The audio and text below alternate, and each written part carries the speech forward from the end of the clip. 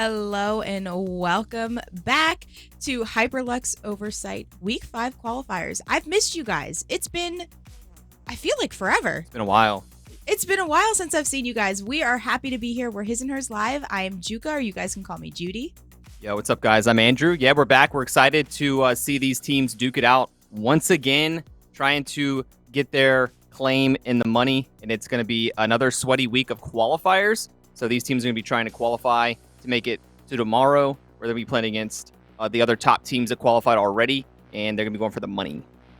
Yes. So again, tonight, like Andrew just mentioned, these are the qualifiers. Top 10 tonight will move over to play in the $5,000 that already has 10 amazing teams that have qualified. One thing to note, I'm excited, Andrew. Did you know that we have TSM competing tonight? Yeah, I did see that. They didn't quite. Mm-hmm. They normally automatically qualify based on their performance, so they'll be duking it out again today with some of the newer teams that are trying to get into the scene.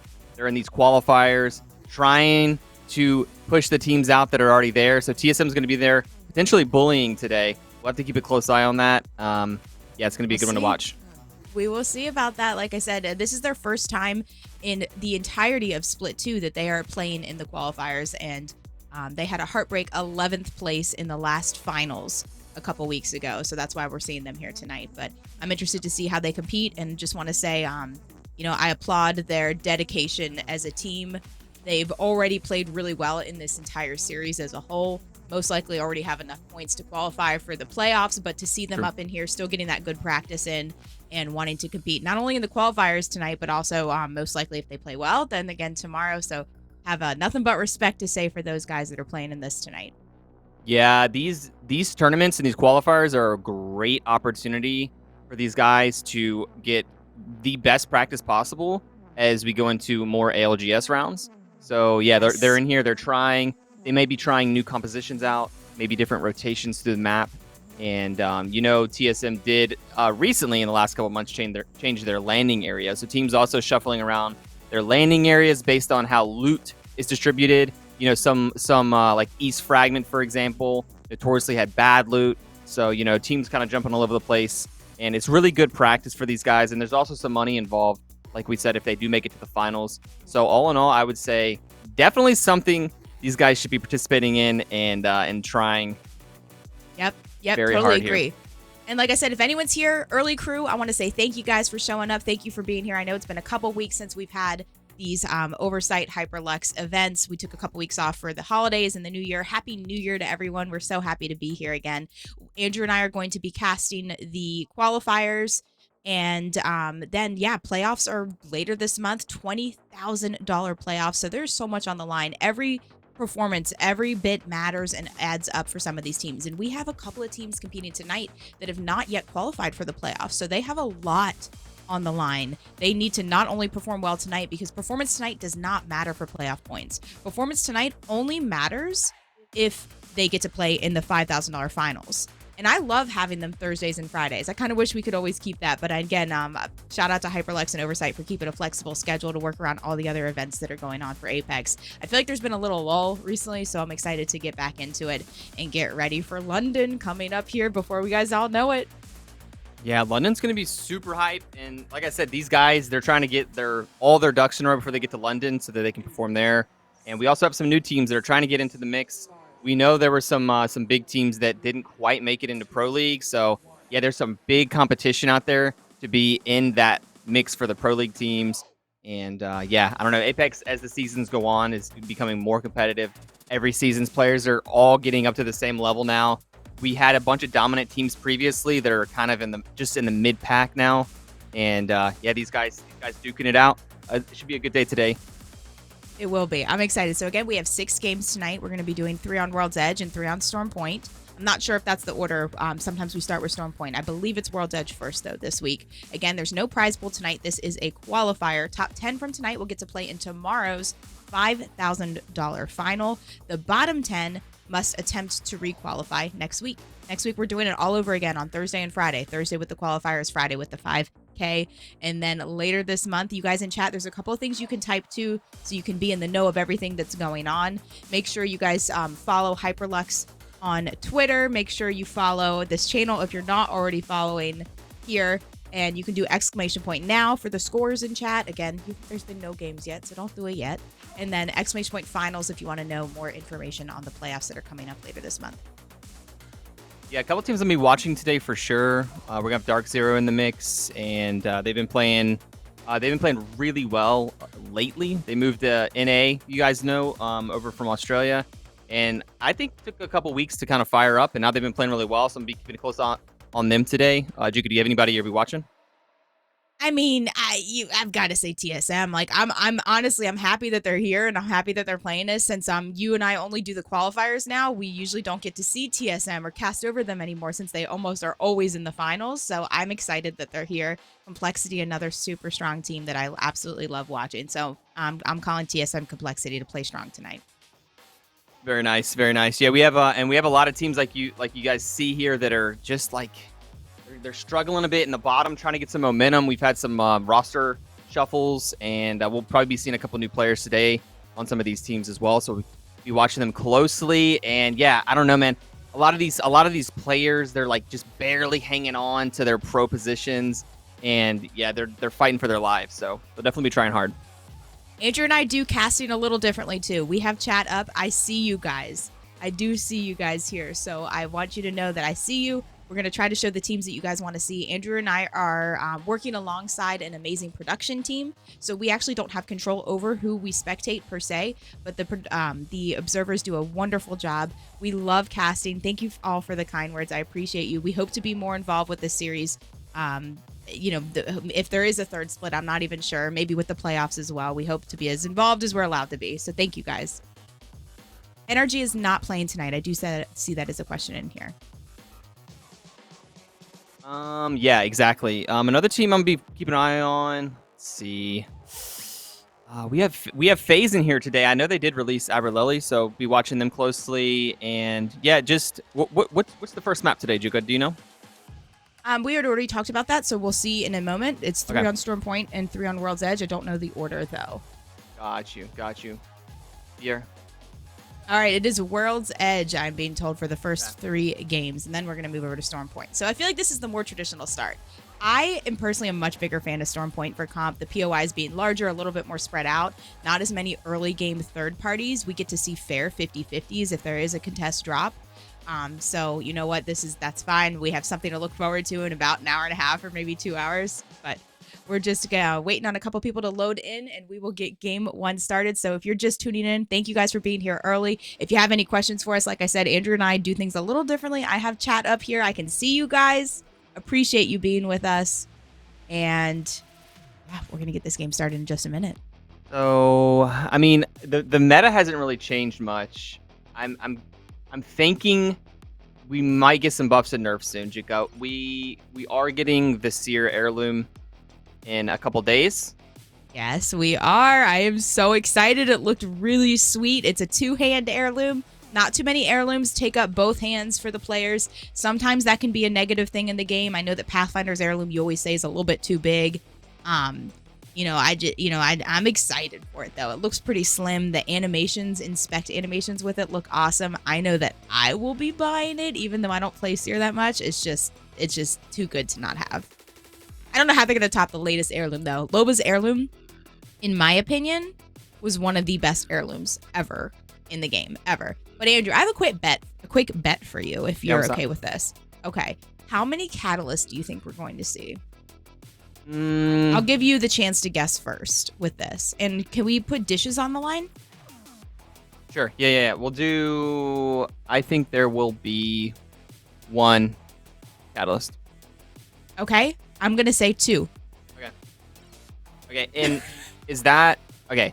So you're saying 1 or 0, and I'm saying 2 or more. Perfect. Nope. Yeah, I mean, you already put your guess in. Yeah. 1 Loser does dishes. 1 per thing. So 1 for World's Edge and 1 for Storm Point, maybe? Something like that. I'm just talking about this game right here. Oh, just this next game. Okay, cool. Just this next game. I think we'll see 1. Catalyst has been tossed in here and there, and definitely is strong in certain scenarios. But like I said, I think we're due for some buffs and some nerfs. And now that the Seer heirloom's coming out, once that hits, I'm thinking a couple weeks later, maybe a couple weeks or a month, we might see a nice mix up in the abilities, if you know what I'm saying. All right, so guys, we're about to find out who has to do dishes later tonight. And let me just tell you, both sides of the sink are full. It's bad. It's bad. It's like a college dorm room right now, yeah. It's a little bad in this house right now. So we've been live a lot. We've been streaming a lot. We've been prioritizing trying to get some workouts in. Hopefully you guys are sticking to whatever your resolutions were. Happy New Year again if you're just tuning in. But yeah, both sides of the sink are full of dishes right now. You know we what's just good? made a bet. Yeah. You know what's good? You know when you're like living the good life? When you go downstairs and you like crack the Lysol and pour it on the dishes to get the flies off. And then just leave it at that, you know, like we're gonna pile more on, we're gonna pour a little more Lysol. It's clean technically. It is so clean technically, you know what I'm saying? I am so embarrassed right now, Andrew. No, it's not that bad. It's not that bad. I'm kidding. I want to know, guys, how many catalysts do you think we'll see in chat? Who do you think's gonna be right with this? I'm saying 2 or more. Andrew's saying 1 or less. We're about to see here in a minute as game 1 gets started. The players are loading in on the lobby. We're starting on World's Edge. We have 6 amazing games we're going to be showing you tonight. I am trying. I'm just nervous. There's no dishes in the sink. There's no dishes in the sink. Oh, more people are saying 1. Okay. I'm nervous. I don't want to have to touch these dishes. Maybe I might. I don't know. I think Andrew's going to have to do the dishes. Perfect. I agree with you. I hope so. I certainly do hope so. Guys, again, we have a couple of teams. I want to talk about some that we're going to keep a close eye on tonight. Again, TSM is playing tonight. TSM, this is their first time that they're playing in a qualifier for the entirety of Split 2. So, and they had a heartbreak finish. They barely just had to be here. They got 11th place in week 4 finals, and that's the only reason why they're here right now. And one of the most, Andrew, you had mentioned Dark Zero earlier. Did you know Dark Zero is probably the most inconsistent team in our entire playoff series for Split 2? Yeah, listen, I saw that they were like I said at the beginning, especially they were almost down and out. I was like, uh-oh.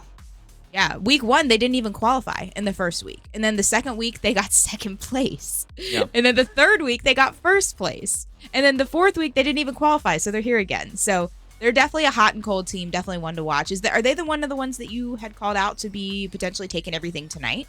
No, I just said I want to keep a close eye on them just because of the inconsistency. And, you know, they're exciting, but they're also inconsistent. So, yeah, I was just saying to keep a close eye on them. Well, did you call who you're... And do we need to make another bet? Do we need a side bet on bet here of who's taking it tonight? I called my top 2, TSM and Complexity. You can only pick one, so unfortunate. Which one are you picking?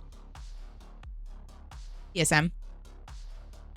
I'm going to go with...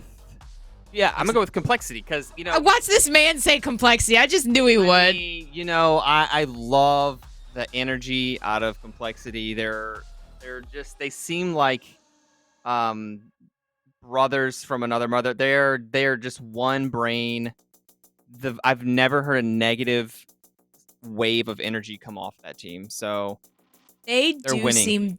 They do seem to have a really, really amazing, a really special dynamic as a team. I like all 3 of those players have such good energy, such positive energy. So I see where you're coming from with Complexity. And I will say, as a tournament host and caster, one of my favorite player interviews has ever been with the one that we had with Monsoon a couple weeks ago. So yeah, I know what you're talking about. Sometimes they'll actually all be playing together in the same household. They've had that before where they just have that synergy. They have that group dynamic.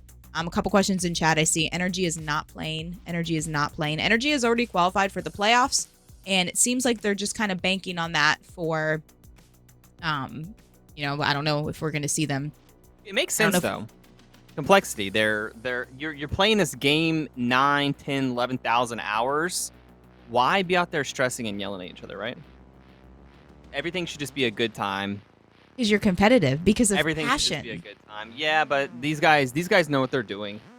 They've gone over the playbook, and at this point, I think just having a good time while you're doing it is just gonna relieve some stress and maybe help you hit a couple more shots when the stressful situations do come. You don't need additional stress.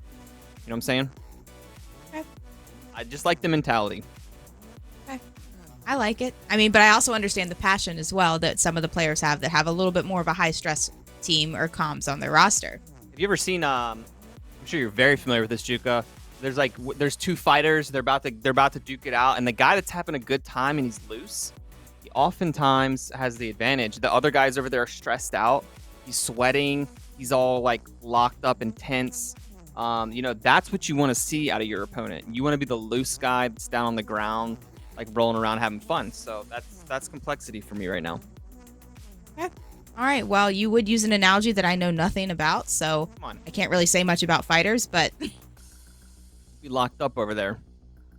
I'll take it. Maybe I just catch you off guard with that, but we'll see. So I'm calling TSM tonight. Andrew's calling complexity. We will see. We have a couple of side bets going on with Catalyst. The number of Catalysts we'll see in the lobby as well. And hopefully get game 1 started here in just a minute. I'm not exactly sure. I think we were waiting for a couple players to get into the lobby. Maybe they're finishing out their ranked games. Maybe they're finishing out. I've seen a lot of Apex gamers play something else as well. But guys, if you did not see the news and see the trailer that was released yesterday about the new event that we have coming up, don't miss out. Seer Heirloom coming out. It looks amazing. It's one of the rare two-hand heirlooms, I say. A lot of heirlooms are only held in the player's right hands. It's very rare that they have some that are in both hands. I think it's really cool. The animation inspections look awesome. That'll be available on the 10th, as well as private custom servers for all. What do you guys think about that? Maybe we're going to see a lot more tournament series pop up, a lot more scrims. Really good practice for the players. Like, these were some huge, amazing, positive announcements that Apex had for the scene. Probably one of the biggest announcements that we've seen in a while. So I bet we're going to see a lot more amazing content coming out here in the next couple of days for the game. All right, lobby's loading up, Andrew. Game 1 starting right now, and we are already looking at the TSM point of view. And the dotted white line on your screen is where the next zone is going to pull. So the players can't see that information yet. They have no idea. Yeah, we got the dropship spewing out the players right now. We know where most of them are going to go based on the previous weeks, but I think we do have a contest. Did someone say in chat that Complexity and Dark Zero are contesting? We have to keep a close eye on that. I don't know if you were trolling, but PvPX would never see. troll. I don't know what you're talking about. He would never. Okay, Let's so we do see. have X set up in Skyhook. As you can see, a team already taking trials. Lava Fisher on the side there. Thermal Station. All of your regular POIs are already occupied. It looks like TSM taking their Lava Siphon, and they are going to be accompanied by another team at their same POI. Yeah, it does appear that way. Here we go. And we are rocking the 30-30 here. Probably not the gun that Hal wants to land on, but it's what we got. So I did see some. Nope, they're solo. They are good to go. They are not being contested. It was just a little bit of a team getting close on the flight pattern. And you can look at that team in Thermal Station. Yeah, Got they're super Designful, split. Slayer, and Funk. Yeah, super split. Maybe a little bit of a some teams. A couple teams, Andrew, are not playing with the full roster right now. Like, as we found out earlier, FaZe, as they did drop a player earlier, they're trying to figure out who they're going to be replacing the team with. Again, FaZe did sign. Snipedown's been with FaZe for some time now. Slurp got signed a couple months ago. Reptar a little bit called out though. I'm worried as we go here. That caught my eye on the map as well. Reptar is zooming away as there's a team here at No Name. Yeah. Oh my gosh, their names. Stop it with their names. I don't know who is Barnacle and who is Armpit. But we do have some troll names. Yeah, they were just beelining it for the beacon. I think they may not have even seen Reptar. And it does look like we have a couple teams rotating right now. OXG might be rolling up on a team that's unsuspecting. Yeah, and the Hemlock is putting down the damage there, getting somebody down to 1 HP. It looked like a Pathfinder, but I must be seeing things.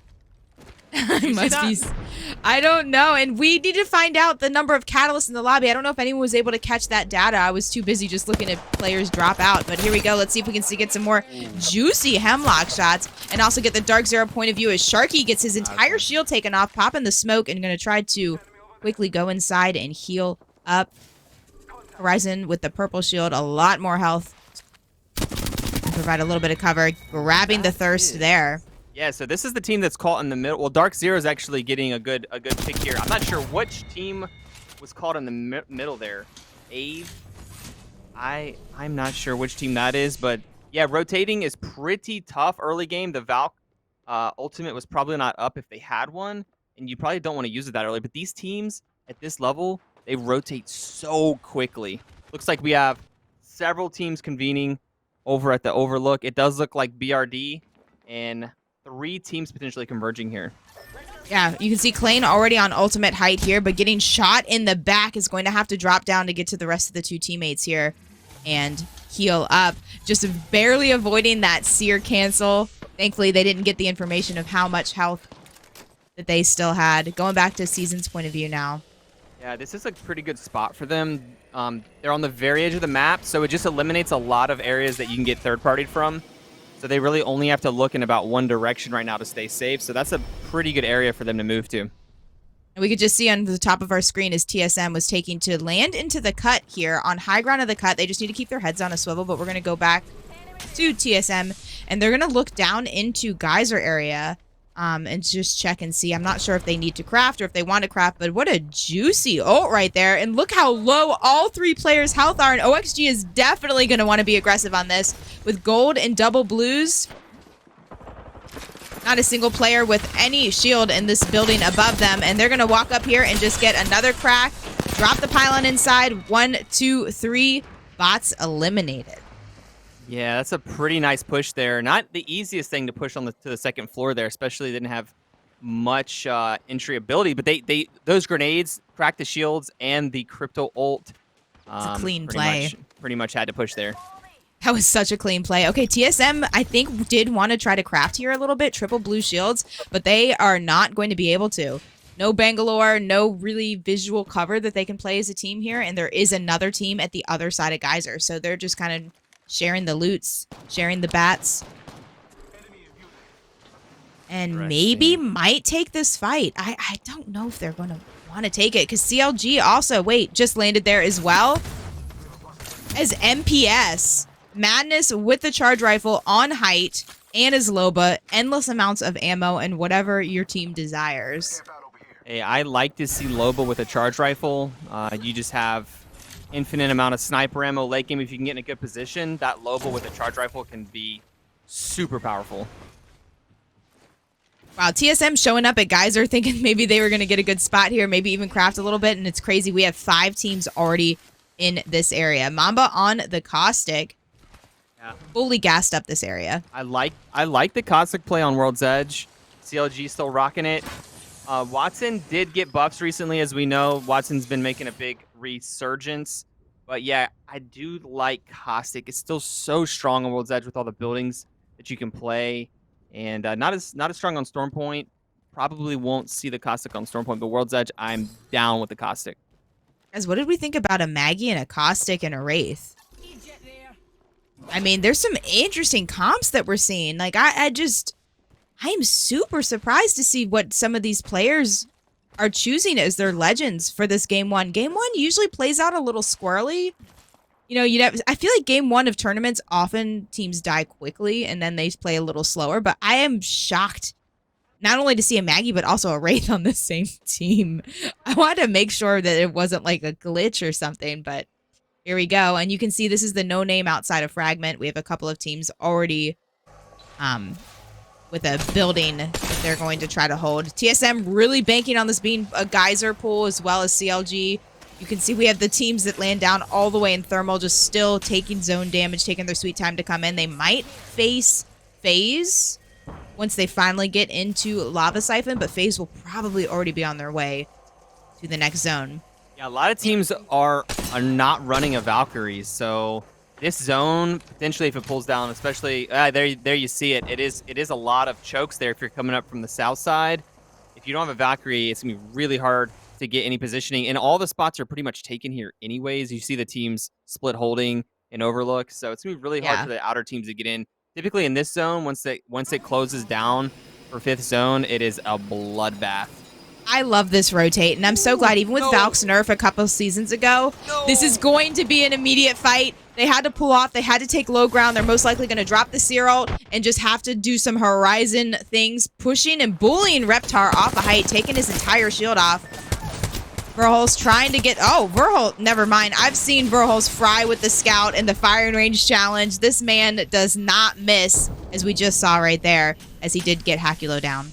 Yeah, I think he got 118 on the firing range challenge with the G7 controller. So that's insane. The guys got M&K aim with the roller. Yeah, he has easily some of the best aim in the entire lobby. Hal still holding on to that height with purple shield, full health, and they did such a good job of pushing right there. I did see that FaZe was eliminated. I guess they did get maybe attacked from behind, and maybe they didn't know. Maybe they were still lingering in Lava Siphon a little bit. I am surprised to see them go down there. Yeah, BRD here pushing. I hear a Kraber. Yeah, we have the Horizon tactical push that we've seen about 1 billion times at this point. We have the Seer and the Valk. It does look like BRD is taking some pretty decent damage there. Sentinel's going to go ahead and push up with the Kraber as well with Synox. So Aiden the Destroyer, Crust, Synox, and they do have the advantage right now. 140 coming in from the Kraber. Really nice patience. I'm surprised that wasn't a headshot. I'm surprised that wasn't a headshot too, but you know what? That was still a really good shot through the trailer. Very clean. Popping the smoke and hanging out on the edge of smoke to try to see if you can find anyone to grab some more shots. Yeah, there's another team nearby. All right, Volt shots. Not too many of them connecting right there, but I do see Vayne getting knocked by the hands of the Kraber yet again. He's going to have to carry on as a duo. They did lose Reptar earlier, and we're not able to retrieve Banner yet. Yeah, so many teams have swapped players. They have indeed, and a lot of blue shields this late in the game. Still a lot of teams with blue shields, not what you're looking for. Yeah, Xset did pull in from the fragment side. It does look like they're holding the tower. They are going to back up, though. This is not where the zone's pulling, so this isn't great for in-game positioning, but they were just trying to get some KP, and it does look like they're going to head towards zone potentially now, or maybe just gatekeep here on the edge. 17 squads up, a minute before zone 2 closes. All right, and here's our team that was landing in thermal, has finally made their way to the snowy part of the map, from the lava to the snow, now face-to-face against Dark Zero, right up here above Epicenter. Dark Zero has a really good fighting comp. They have Bangalore, they have the Bloodhound, and they have the Horizon. So Dark Zero is going to be out comping these guys in a 3v3. I'm not sure. This is going to be a big open area to cover. Maybe you'll see some Bangalore smokes here coming in a moment so that Dark Zero can cover the huge amount of space here on the snow. We do have a rare lifeline appearance in a fight. Probably the only lifeline in the lobby. I see Hal getting a couple of knocks on Clane and the Thirst right there. That is another kill point for TSM. Slept on from their point of view. Ooh, going through it with the Storm and the bombs right here. Having to hide behind that care package. And most likely going to go... Did he live? He did live with 1 HP, but like I was saying, I think Dark Zero does out-comp these guys. That Bangalore barrage there was actually a really good opening for Dark Zero. Now they're going to push in with the smoke, and I don't see how they're going to lose this fight. They just have the far superior comp for fighting out in the open like this. Okay, and you can see Dark Zero taking a little bit of zone damage there, but they want to clean up what they started. Psycho did get away with the gold shield, should be able to hopefully heal up in the zone a bit, back it up. I'm not sure if they were even able to grab banners if his teammates were banners at that point. Optic playing a little bit split right now, wanting on the south side, still hanging out in Geyser, wanting to maybe take a fight against CLG in the tunnel. CLG kind of putting themselves in the middle. Look at that train wreck on the south side. It's like a 10-car pileup down there. What are they gonna do? I don't know. I think we're about to see Xset eliminated. Xset eliminated right there. Senox taking the kill lead spot with 3 kills. Let's go. Yeah, Crust trying to make the Bangalore ult worth it. But it doesn't look like Sentinel's going to be able to push anybody from their current position. And maybe just holding the edge here. Hoping to maybe get a third party and just stay alive. We just had this end zone in a game, a duos game, Andrew, actually the one where I had a Kraber. This is the same one, and a lot of it does take place in that tunnel. It is a very odd end zone. But we'll see. CLG, I believe, is still in the tunnel. Sentinels looking strong this game, having the most kills overall.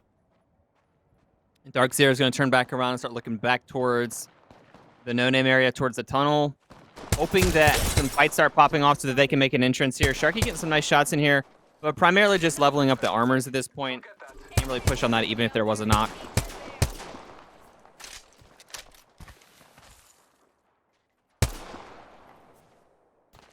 Little pick, a little poke. Waiting to see what's going to happen here with 14 squads up. Not a whole lot of area to go in towards. Pretty much everything's taken. All those buildings you see are taken. They are going to make some moves here. They have to. The zone's going to close relatively soon, and they are not safe. So we have 37 seconds on round 3. This is the zone that starts to hurt pretty bad, so you do need to have a safe spot in zone. They are pushing forward, but the tunnel's not safe, and all the houses are taken. So this is about to get a little bit awkward. Yeah, Dark Zero have to take a fight. Where are they going to go? We shall see. I can't. Are they really going to tell. go down? They're going to go in here. Okay. Okay. It is safe. Part of the tunnel is safe. There is a team inside. Well, there's... All right, great shots. I think they're going to be aggressive on this. They kind of have to move up and full commit, full send on this fight. 2 players to the right, 1 to the left. And there we have a Catalyst wall. What a well-placed wall as well with the Seer ult. That is just terrifying. You do not want to walk in on that. Getting the little cheeky smoke damage there. 10 damage with that bang smoke. That wall, in my opinion, is just buying them a few more minutes of life. They can't go up. I think there's a team above them. And once that wall goes down, they're going to be in a horrible spot. So I almost think that wall could have been placed a little differently. And they probably just needed to go ahead and try to fight. This is really just this is just delaying their death, in my opinion.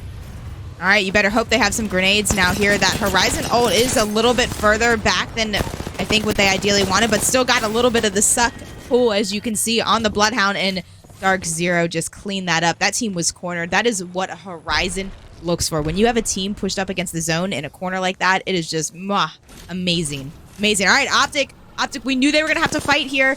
AA going down. You can see that team was eliminated, but Optic, I believe this is against CLG if they're still up here. Amazing shots out of Dupe. Hipfire, 1 more shot with the scout to finish it off. And they're looking for it. They're looking for it. Grabbing the swap there. Sentinel's eliminated.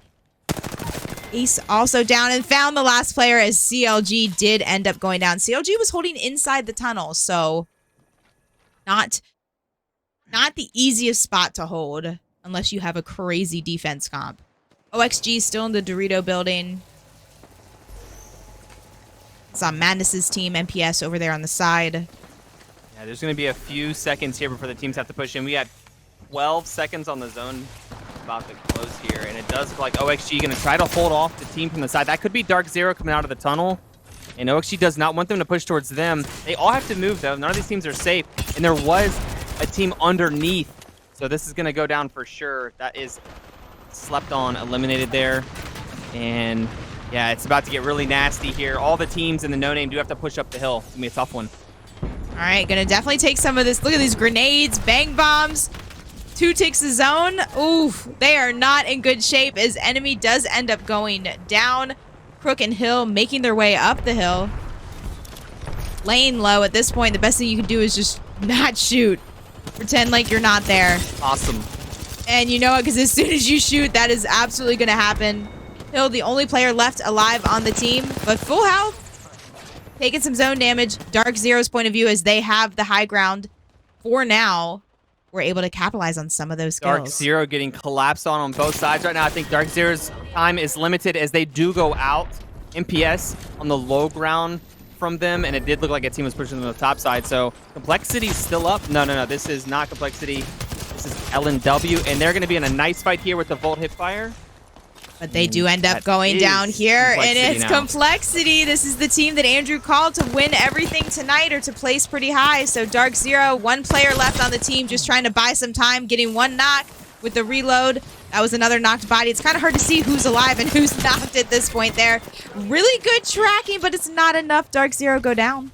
Complexity is going to come in and clean it up. I don't think there's even a full team for them to fight. It does look like TSM versus Complexity 3v3 as TSM does come in. And this is going to be a pretty sweaty fight here. Andrew, were these not our teams? All right, this is a battle. We should put the dishes all on the line right here. Complexity versus TSM. Hal, extremely low health. Complexity definitely winning the health battle at the moment. Verholst getting knocked. This is not looking good for TSM.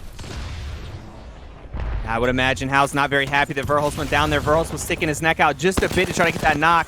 And it does look like if TSM can get 1 knock, they'll level it up, but Hal is super low, and down goes Rep. So this is going to be a Complexity cleanup here. Hal's going to do everything he can, but he can't do enough to take out Complexity. Okay, Complexity taking game one, as you just heard. But again, TSM had quite a few points. We'll go ahead and get the scores up for you guys in just a minute. But what a game. I love when it pulls over to that area. That's interesting. Yeah, it's wide out in the open, so any defensive characters kind of lose their zest there when you're just fighting in a huge open field, and it just comes down to teams collapsing on each other on the edges. And we saw that Dark Zero almost made it up the hill all the way, but all the teams that were already on top, kind of gatekeeping that, were the victors.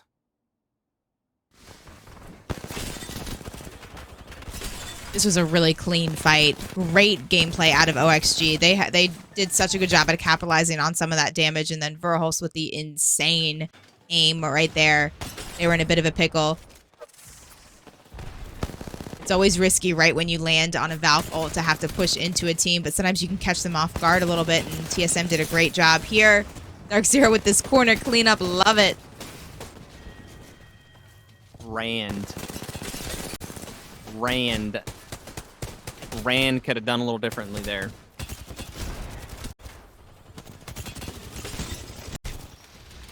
Yeah, all the teams coming up from the no-name here, coming from low ground to high ground. All those teams were already kind of bunkered in position on the high ground. So yeah, if you're coming up from the low ground in that scenario, you have to get super lucky for it to work out. All right. And Complexity taking game one, as you just saw. And here we go. You know what? Without any hesitation, let's just take a look at the game one scores. That was fast. Complexity with 8 kills in a first place. That's going to put them on top with 20 points. Dark Zero with 14 kills. Even though they ended up in nowhere near the top with that last game there, they have 19 points. Second place as far as points go. TSM in third place overall. They were only able to snag 5 kills that game, but still a great, strong start to tonight's qualifier out of Complexity, Dark Zero, and TSM as they take the top 3 spots. Yeah, really, there was 2 things during that game that were pretty interesting. TSM's rotate. Did you see that flight they had? They landed on the far backside of Overlook. I almost feel like, do you recall which team they landed on? I think it was Reptar's team. They landed on Reptar's team, and I feel like the team that was already holding Overlook there should have potentially been able to easily wipe that. And I'm assuming they were probably watching that backside, but that is a kind of a far flight. I know that used to be a play with Valkyrie, but Valkyrie did get nerfed, so I don't know. Maybe that's less common for TSM to be flying around like that. No, that was perfect. I think that was their plan overall, and maybe they knew. Maybe it was just a big brain play. They knew it wasn't going to eventually pull into Geyser, but they placed themselves there, and they wanted to move in there a little bit later. So that was a great play out of TSM. Very cool. Well, guys, we're going to be back with game number 2 in a moment. Getting knocked. This is not looking good for TSM. I would imagine Hal's not very happy that Verhulst went down there. Verhulst was sticking his neck out just a bit to try to get that knock, and it does look like if TSM can get one knock, they'll level it up, but Hal is super low, and down goes Rep. So this is going to be a Complexity cleanup here. Hal's going to do everything he can, but he can't do enough to take out Complexity.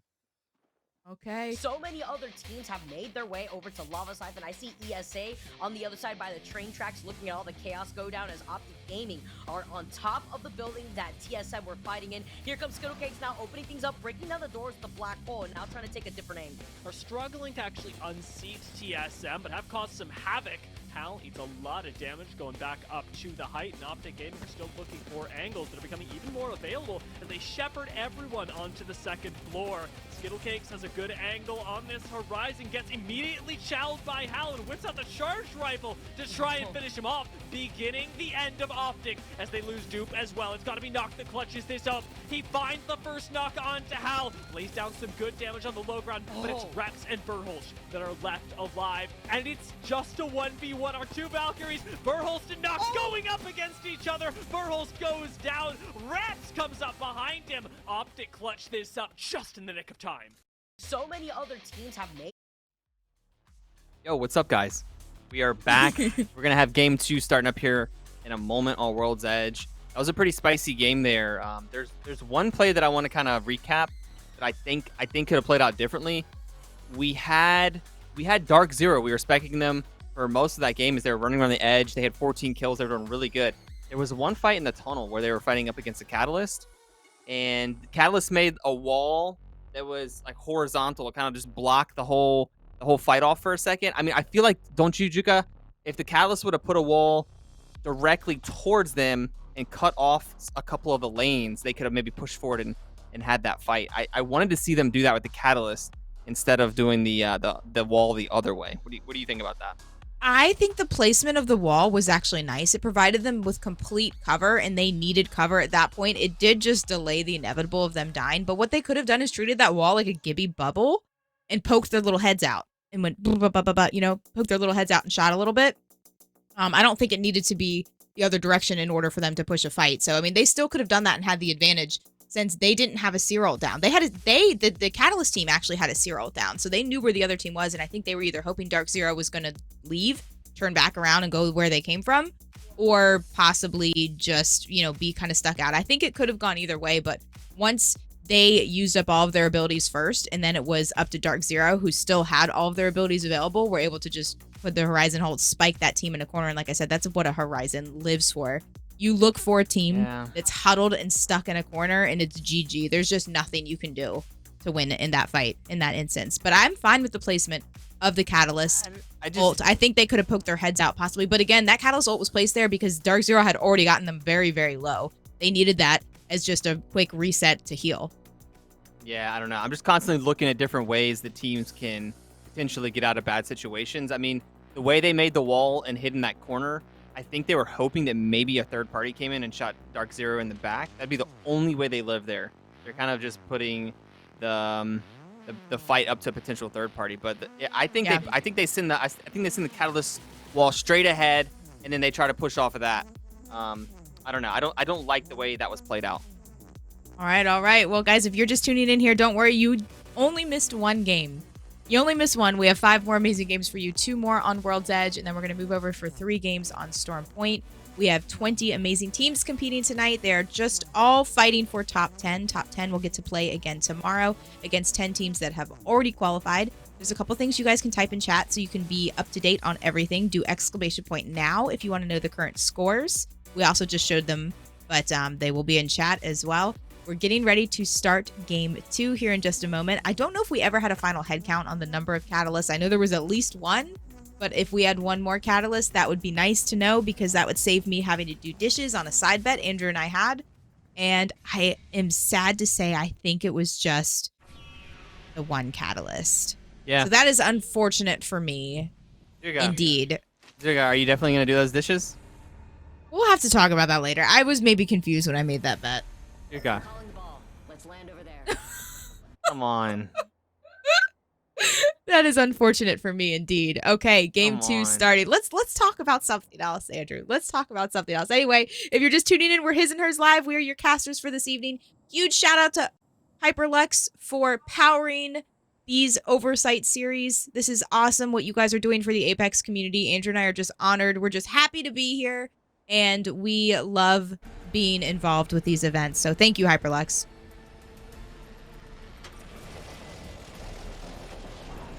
Not that exciting drop, you know. I'm not seeing like a super crazy 50-50 at this time, but we are getting another somewhat central end zone, this time on the west side of the map. I'm excited. I like these zones that end up pulling a little bit more central like this. You guys can see the dotted white line on your screen. That is where the next zone is pulling. And we are going to tune into Xset as they already, never mind, I spoke way too soon and we're already seeing some action and a knock. Yeah, they did catch somebody out. Both teams landed really close to each other in Skyhook, and sometimes you think the team next to you is going to be passive and maybe that you have a peace treaty, but turns out Xset was looking for some immediate KP here. 999 in the kill feed going down. Not exactly sure who that is. Maybe that's just their name. Thinking we have a lot of people with a you know, an alias name that they run with. Dark Zero also taking an early fight against Complexity in Fragment.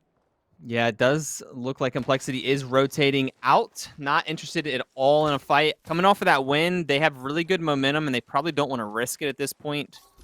And we are looking to rotate up towards Lava Siphon. Does look like there's a team up there already. So a lot of teams already rotating towards the west side of the map. And yeah, Complexity is trying to play it safe. Guys, I am being told, too, that Twitch is having a lot of issues all day today. So if your stream, on your point of view, starts to buffer, it's not your fault. It's not your internet. Just hit refresh, and we should be back. No problem. But thank you to everyone that's here. Love to see almost 500 people right now watching Game 2. Yeah, Complexity is going to go ahead and rotate, just fall in line right behind the team that's in front of them. And hopefully all goes smoothly as they head out west. They do have the Valk ult, which is probably just about up, that they can use as well. So we still have 20 teams up. Exit did not push that fight. So we'll have to keep a close eye on that as well. Yeah. Okay. Taking a look at Lava Siphon, you can see TSM. You know Hal's not happy about that white shield. Decent shields on the teammates, though. As they're continuing to loot, they get quite a bit of loot to themselves here. Let's see. Yeah, they have the whole Lava Siphon. That's so much loot compared to what they used to get. TSM used to land East Frag, and they probably had a fourth of the loot there that they have here at Lava Siphon. So they're super excited to actually get some armors and gun parts coming out of their POI. All right. And you can see over here now, we do have a Maggie drill. They did a good job of avoiding that drill. CLG, again, Andrew, this comp, look at this team. What are they? What? Just a Wraith, a Maggie, and a Caustic. They're the only team running these three. Yeah, but it does make sense, though, considering they have a Caustic, and if you're in a building bunkered in with Caustic, you can't use a Valk ult. So I think Wraith would be better. Think about in-game if you're in a good spot. Wraith is going to be the better option. It does look like this team is landing directly onto another team. They really did. There's another building, but they just opted to go, nah. We're going to land right on top of them. Triple blues. You can see the Crypto doing the Crypto things as well. Going to get the crack. They don't even have a chance to shoot the drone. Crypto did inflict a little bit of self-damage there on that crack, but it was worth it. There are a lot of teams around as well, so if they did try to push this fight in that building, it'd probably be a horrible idea. So they're just going to coexist right now in the building, and they're just going to bank on this long-term here as they really can't do anything else. Okay, bots, blue shields, all three players up with the Watson. They have some fences all over the place. I don't think anyone's going to want to push in there. The only reason why they would is if someone accidentally overextended and did some damage to someone else. But we do have a little bit of a chase here. Look at this. Yeah, Ace looking for some positioning. I like the high ground here from Ace. This rock that they have walled off right here is a super strong in-zone position potentially. It does sometimes pull right back to this area, and that is Godspot if it does. Have a lot of action all over the map. No real fights that have fully committed at the moment, but a lot of action. And this is going to be a commitment right here, right when that knock happens. You full send. You take advantage of that 3v2. The smoke is popped. Digis are up. Blue is down. Blue is down on BRD right now. Okay. Sentinels pushing up. They're taking advantage of the knock and the Bloodhound on his ult right now. And we are sending it. A big caught out. Synox gonna have to put some damage in and evade some bullets there, but it does look like BRD is eliminated. Okay, moving over to Geyser now. We do have another fight here. You can see the double Seer ult, and we have Nox indeed. Crummy going down. Season has one player knocked as well, and Optic Gaming. Surprised to see them going out that early in game 2. Yeah, Optic, I would say, isn't on their best performance at the moment. Does look like we have another fight over here. It is Rand, this with the Catalyst, and Rand is out. The Catalyst proving not effective so far in game 1 and 2 for them. Okay, CLG, again, this is a crazy comp, but really good fighting comp. You just have to hope that your team is able to read and recognize these zones, because it is just going to be very difficult for them to rotate without a Valk. I like I said earlier, the Wraith and the Caustic combination is actually nice. You can building hop very nicely with the Wraith, and you don't have to worry about getting a Valk ult off, which is often very hard in these lobbies. The aim is sussy amongst all these players. You cannot just Valk ult freely anywhere. So the Wraith portals are a free rotate. Much of a shorter rotate than you can get out of a Valk, but it is safe. And with the Caustic, you can put gases on both ends of the portal. You have a lot of options with the Caustic and the Wraith there. So I like the combo.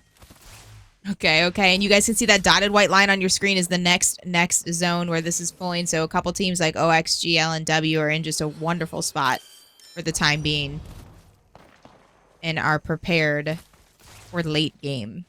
Complexity also on the edge, though. They definitely are on the edge, maybe in a position to where they could potentially get a couple of kills with that. Game 2. Game 2, I don't know about you, but this is how Game 1 normally plays out. The way Game 2 is, and the fact that we've already lost 4 teams. Yeah, Playing out, again, some of that's definitely the zone, but this is still another central zone, just pulling further west than the Game 1. But there's just been a lot of death at the start of this one. MPS, did I see a Kraber? Does Madness already have a Kraber? Ooh. I did not catch that. I think maybe I wanted to see that. But I think he maybe has a Kraber, and we might be seeing some good shots there. FaZe not having a good Game 1. Took a little bit too long to rotate in. They have Naughty on the team right now. Naughty. So they replaced. Well, this is a sub. They haven't fit. Okay. They haven't. Okay, a sub. So they're testing some people out right now. Does look like they have opted to go with the triple controller team. They had their one MNK player, Aberlelli. Aberlelli did, I don't want to say get cut, but they just, they parted ways, and now they're going with triple controllers. So this will be really interesting to see how this plays out for them, as TSM does push them right now. Yeah, Reps connecting a couple of those 30-30 shots. Going to spike the ult down. I love Hal on Horizon. I know Hal loves playing Horizon as well. Going to avoid the bombs with that Horizon tactical, but they did unfortunately lose Verhulst. FaZe walking up here and getting the thirst on Verhulst, looking to continue and take advantage of the Eye of the Allfather, as Bloodhound is still has about 10 seconds left on that ult. Yeah. Oh, look at how about to be met with a swift death here with about 10 health and a team just queuing up right on top of him. FaZe still alive, but going through it a little bit. And TSM eliminated early in Game 2. That is not a position that I wanted to see out of them. But you know what? They're still in 3rd place overall from Game 1. They have plenty of opportunity to get some points. And oh my god, what amazing shots right there with the scout. Taking the player out on Dark Zero. Jen Burton, Sharky, can they provide enough cover fire? The smoke is definitely causing a little bit of issues for Jen Burton. He's going to go down there. Dark Zero, the 2nd place team, eliminated as well. Teams just collapsing on each other one after another. We saw FaZe go out thirded from Dark Zero. We saw then Dark Zero go out thirded from Season. So it is just one team after another dog pile here. There were too many teams up alive, to be honest. There were 16 squads alive, and it was just too many teams to coexist in this area. So at some point, the dam must break. Yeah, well, it definitely did. I'm surprised. I'm surprised at how early we saw a couple of fights. Couple questions in chat, guys. This is a little different. Andrew and I do have chat open. We see you. We appreciate you being here. We do try to keep things as interactive as possible. Some of that has to do with the fact that we're content creators at heart, and I cannot stream without having chat. So we appreciate you being there, and I appreciate you guys chatting. Keep it flowing. We want to see who you're rooting for. Hi, everyone. I see you. Yes, Dark Zero already out this game. Big surprise to see that, as well as TSM. A couple questions about Energy. Energy is not playing tonight. They opted not to play. They have already qualified for the playoffs. They were invited to play, but they are not playing tonight. You know what? Which is fine.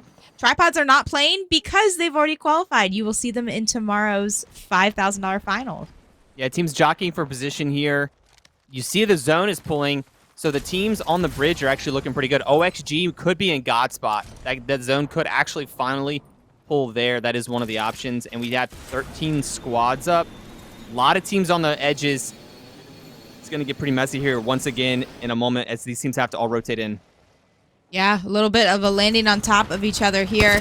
Season going to try to cover the bridge here and chase down the Seer. That is a Seer. Nope, Bangalore.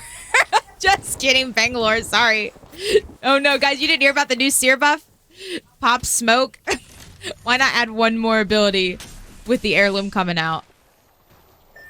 Season clearing the back edge here, and they're probably going to grab some loot as well in the zone while they have a second before they move in. And yeah, this is going to be pretty tough for X set down on the bottom there. I think they might have only been a duo. We have a fight over on the edge here. It does look like Sentinels potentially looking to push for some KP, and there are several teams around, so this is not going to be a very clean fight for anybody involved. CLG getting Mamba almost going down as they do push in and try to get some of these kill points here. CLG. Wow. The Eva shots and the movement here out of the Olympus Enjoyer. Lots eliminated there. Yeah, Crust down as well, I see in the kill feed. So CLG, I mean, who am I to question their comp of what they're running? But wow, what a fighting comp indeed. Popping the gas right on the knocked body as well. Maybe they know something we don't know. What do you think about the Eva 8 in the hands of a Maggie? Because you get additional run speed while using it. You see how Maggie was booking it with that Eva 8 on the chase there with the Digi. Actually making Maggie look kind of fun. Making Maggie look kind of fun indeed with that combo. Those two teams are still in that building that we saw at the very beginning of the game. No, they did. They're about to fight. They're about to fight finally. These are the teams that landed on each other about 3 hours ago, and they are going to go in here. The nades are going to potentially fly in. No, the Watson Gen's going to prevent it. We do have a Seer that's going to get all three, so this could be actually huge. They need to make something happen if they're going to do something in the next 5 seconds while everybody's on scan, but they're just going to opt to go back underneath, and I don't know what the hell the outcome's going to be here. I mean, they're keeping a close eye on the team all above them, but it, like you said, you know, you have to go, the way these buildings are structured, you have to go outside. Whoa. Wait, where did that go? Did that go inside? Oh, yeah, we're sending it. Oh my, what a grenade there. I saw a bunch of damage coming out. Some of it was definitely on fences, but Stunny down. Rack with just a sliver of health. Impulse, not healthy either. Both teams going through it in this fight. All right, is it a 1v1? 1v1. No. 2. 2. Okay, this is a ballsy res to try to hit. I'm not sure if they're going to be able to do it, but third party is yeah, gonna they're allow both them resing. to. Okay, perfect. Third party on the edge. Neither team can really push out again at this point. That is MPS up on the hill. That is allowing both teams to fully reset. So everything that just happened is going to be undone. We're going to go back to full health on both teams. Okay, OXG, I'm not sure what rotate they're thinking about making. If they go through the tunnel there, that would be kind of crazy. They might just hold it for a bit to see if the team down on the south side opts to push through it. But you can see that dotted white line. You can see all the Loba ults, all the Loba ults on the map, but as well as the dotted white line is where that final zone is pulling. Again, LNW, last time we saw them, they had like double white shields. Hopefully they have better loot now, a little bit later in the game, but they're still in a great spot, and even part of their building is safe for the next zone. Yeah, I like the split hold from MPS there on the hill. OXG potentially pushing. Yo, they're going again. Here we go. All right. We're fighting to the death this time. Or are we, Juka? I don't know. I think we are. We have 2 players down, and there is going to be a wingman cleanup. IRS out of here. And MPS lurking on the hill. Yeah, MPS is definitely going to be aggressive here. Madness still with the Kraber in his hand. I'm not sure how many shots he has left. I haven't really seen the Kraber in the kill feed as well. Only down to the final couple of bullets. 5 shots left. Can we get a couple of connects here? That crypto peaked for just a split second. So MPS going to go ahead and back out and not going to pressure that. They don't want to lose their positioning. If they did go down there to fight, another team would probably move in on the hill and then be gatekeeping them. So yeah, they have to play smart. They could have gotten those kills, but yeah, like Andrew just mentioned, with 9 teams up, they're opting to just hold position and play for later game. I think that they had the advantage, but Valk down, hitting those shots with the Havoc. Great shots out of Madness, but they're going to ult and probably land on... Oh, they landed right where Shubi was. Shubi having to drop down, but going back up to see... And I'm... Oh my gosh, they are still up there. That's funny. I couldn't see the silhouettes through the walls, but Season going down in the kill feed, you can see that LNW has an RE45 and is probably just absolutely one-clipping everyone with that. Oh, that Newcastle was working on the climb up. 100 damage, getting the reload with the Havoc. Madness, Shubi, can they clutch this fight here? Clean up with the Volt? Yes, they can. Ace eliminated. They will be able to reset here as the other teams are occupied down low. And Complexity getting low ground, and they are looking pretty sturdy there. So nice in-game position for them. All right, again, this team has been here, Andrew, since like zone 1. Since round 1, they've been in this building. They did a great job of recognizing the zone. And you know what? They have a Loba on the team.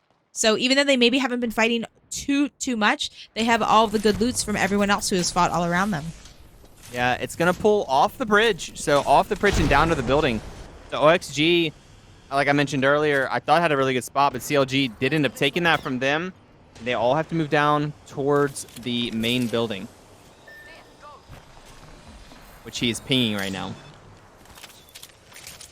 Yeah, what do you do here as CLG? They have some distance to cover. Triple controller out of CLG here as they push forward. They have to close some distance here.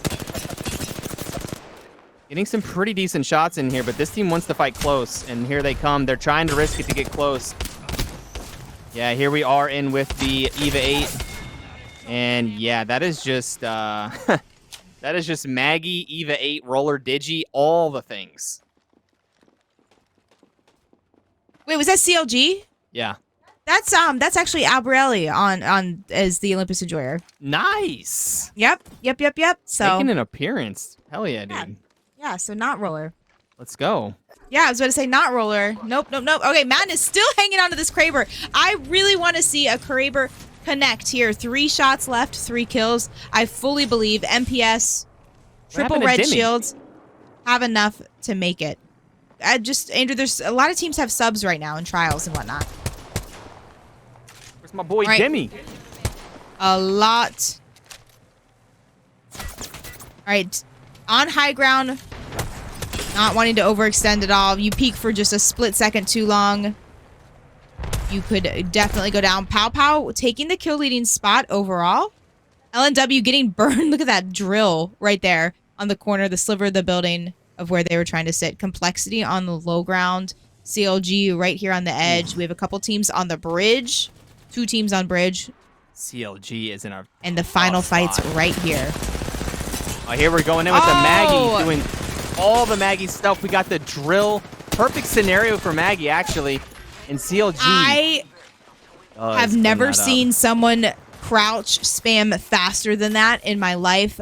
Someone needs to check. Those were not human-like reflexes that I saw out of that crouch spam. Even when they weren't even getting shot at, they were crouch spamming like their life depended on it. That's a dream scenario there. If you're a Fuse or a Maggie, that team was kind of stuck inside the building, had about a 10 by 10 area they could sit in, and the drill and the Maggie ball just went to town.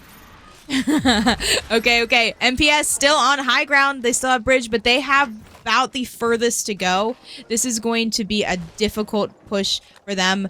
But with the Newcastle, maybe they can make a little bit of space. Unfortunately, they have to drop from where they are all the way to low ground. They might opt to try to maybe build a wall on the partial mid ground with the bridge. Let's see, MPS holding this angle. They know this team underneath them has to make a move as well. Complexity on the low ground underneath them. MPS, Complexity, stacked up on top of each other. What are they going to do? They're waiting. You just wait till zone forces you. You know, the first team to make a move is going to just be focused by all sides. This is about to be a cluster. Get ready. They are Doobie with the RE45. They're going to try to find a team that was cornered here. 77 damage with the Re. Walking up behind the Newcastle shield. Kind of forgetting about them now. They want to... Wow, okay. They're taking their focus over to the other side. As CLG on high ground looks like they're in the best spot now. Although there is that Newcastle wall out of Pow Pow, booping the other team out of the way. CLG down a player. Yeah, Aberlelli is down. It's going to be all up to Mamba. I think they finally are going to be eliminated. CLG eliminated there. MPS did take them out. 2 squads up, and I think it's going to be a 3v1. Complexity going to go ahead and take game 2 as well as game 1. Well played. Wow. Complexity looking good tonight. Not only the winners of game 1, but also game 2. They are dialed in. They are ready. I like what they did there at the end. They dropped dropped down. Okay, did you see that? The Complexity dropped off the bridge, and they forced the team that was on low ground to go around with them. They forced the team on low ground to go around the other side. So Complexity had the entire side to themselves, and then they just climbed up and were able to third part at the end. But that was nice. I don't think they really wanted to take that fight on low ground. It was more of a, like, push that team away so that they had space. Yeah, no, that was good, and with a little bit of help of CLG also going down there. But that was a great game. Game 2, Complexity just seemed to you can't stop them. You cannot stop Complexity tonight. Number 1 winners, number 2 game winners. Can they do the back to back to back? I don't think it's been done before. I know we've seen a couple teams in the Oversight series do the double wins. Have we ever seen a 3? We might have seen a 3 games in a row. I feel like on Storm Point. I think that the guard did it once. I was about to say, I think I've seen the back to back to back. So we have a record that we're trying to tie right now. This will not be a beat. This will be a tied record. Okay. Let's go ahead and take a look at the stats. Game 2 scores right in front of you. As you can see, CLG with 13 kills. So that was a 20-point game for them. MPS with 9 kills. 18-point game. Complexity with 5. Leave No Witnesses with 4. Sentinels with 6. Season with 5. Ascend with 4. Aim Assist, some Nobodies, Oxygen, all getting some placement points there in game number 2. But a 20-point game out of the Maggie, Caustic, and Wraith team. Pretty cool combination from CLG today. And their aggression on the edge of that game was really good. It showed that composition definitely can work out for pushing teams, especially since you have the drill, you have the offensive Caustic ult, and of course the Wraith portals could do all kinds of trickery. So really cool comp to see working there for CLG. Yeah. And it's got to feel pretty good for Aberlelli as well, playing again on CLG right now, playing, getting that high placement and playing, like I said, just very strong. So I know he's looking for a team right now for full time. So. All right, we're going to take a quick break, but we'll be back with Game 3 in just a minute.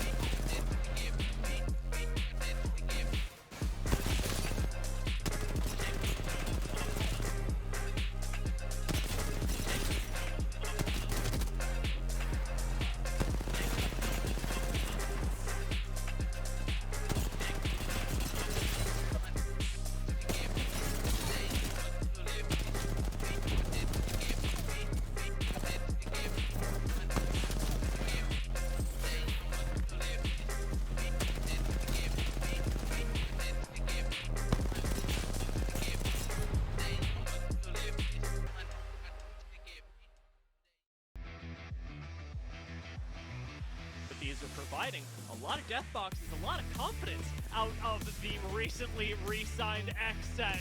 And they push up onto this RV and with no trouble at all, take out the remainder of Esports Arena.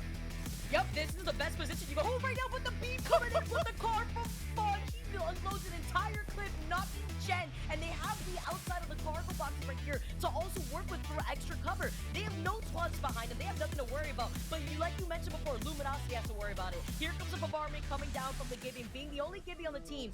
As 100 Thieves go down again, isolating fights down to top 2 squads. X-Set still kings to the outside, and soon Luminosity are forced to vacate. They have no bubble anymore. They have no safety. They are right into the choppers of X-Set, and with Fun and Sight still watching this fence line, it is an easy win for our first day of having X-Set back in Apex Legends. All right, welcome back. We are live. We're going to look at a couple of the highlights from this past game here.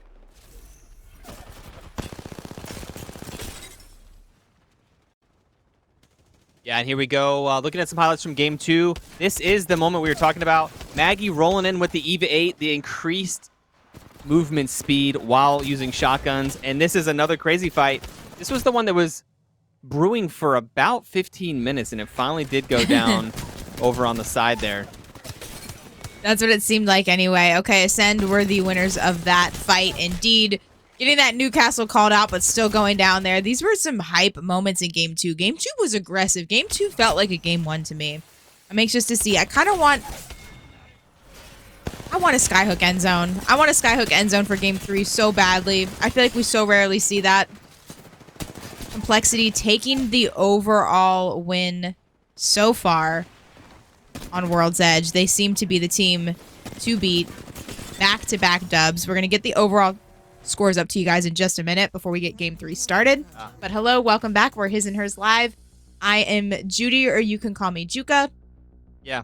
What's up, guys? I'm Andrew. Complexity taking game number 2 as well as game number 1 today and looking really sturdy.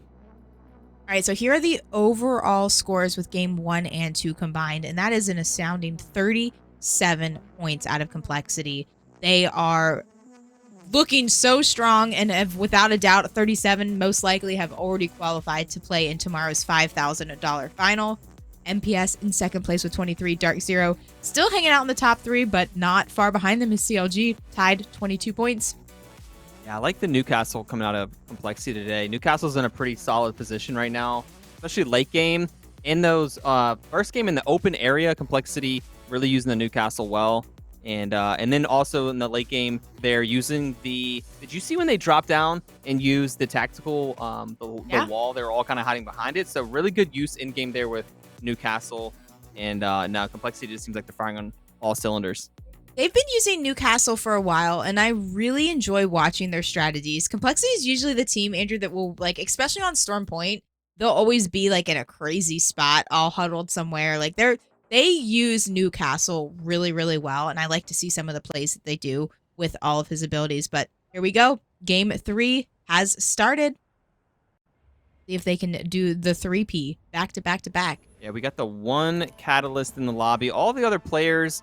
pretty standard there with a lot of Seers, a lot of Valks, a bunch of Horizons as well. So we got the Watson Valk Seer coming out of Xset here as we do drop back into the map for game number 3. This will be our last game on World's Edge, and these guys will be looking forward to a potential fresh start on Storm Point. The teams in the bottom 10 need to do some work. All right, yep. Top 10, as Andrew mentioned, is all that matters tonight.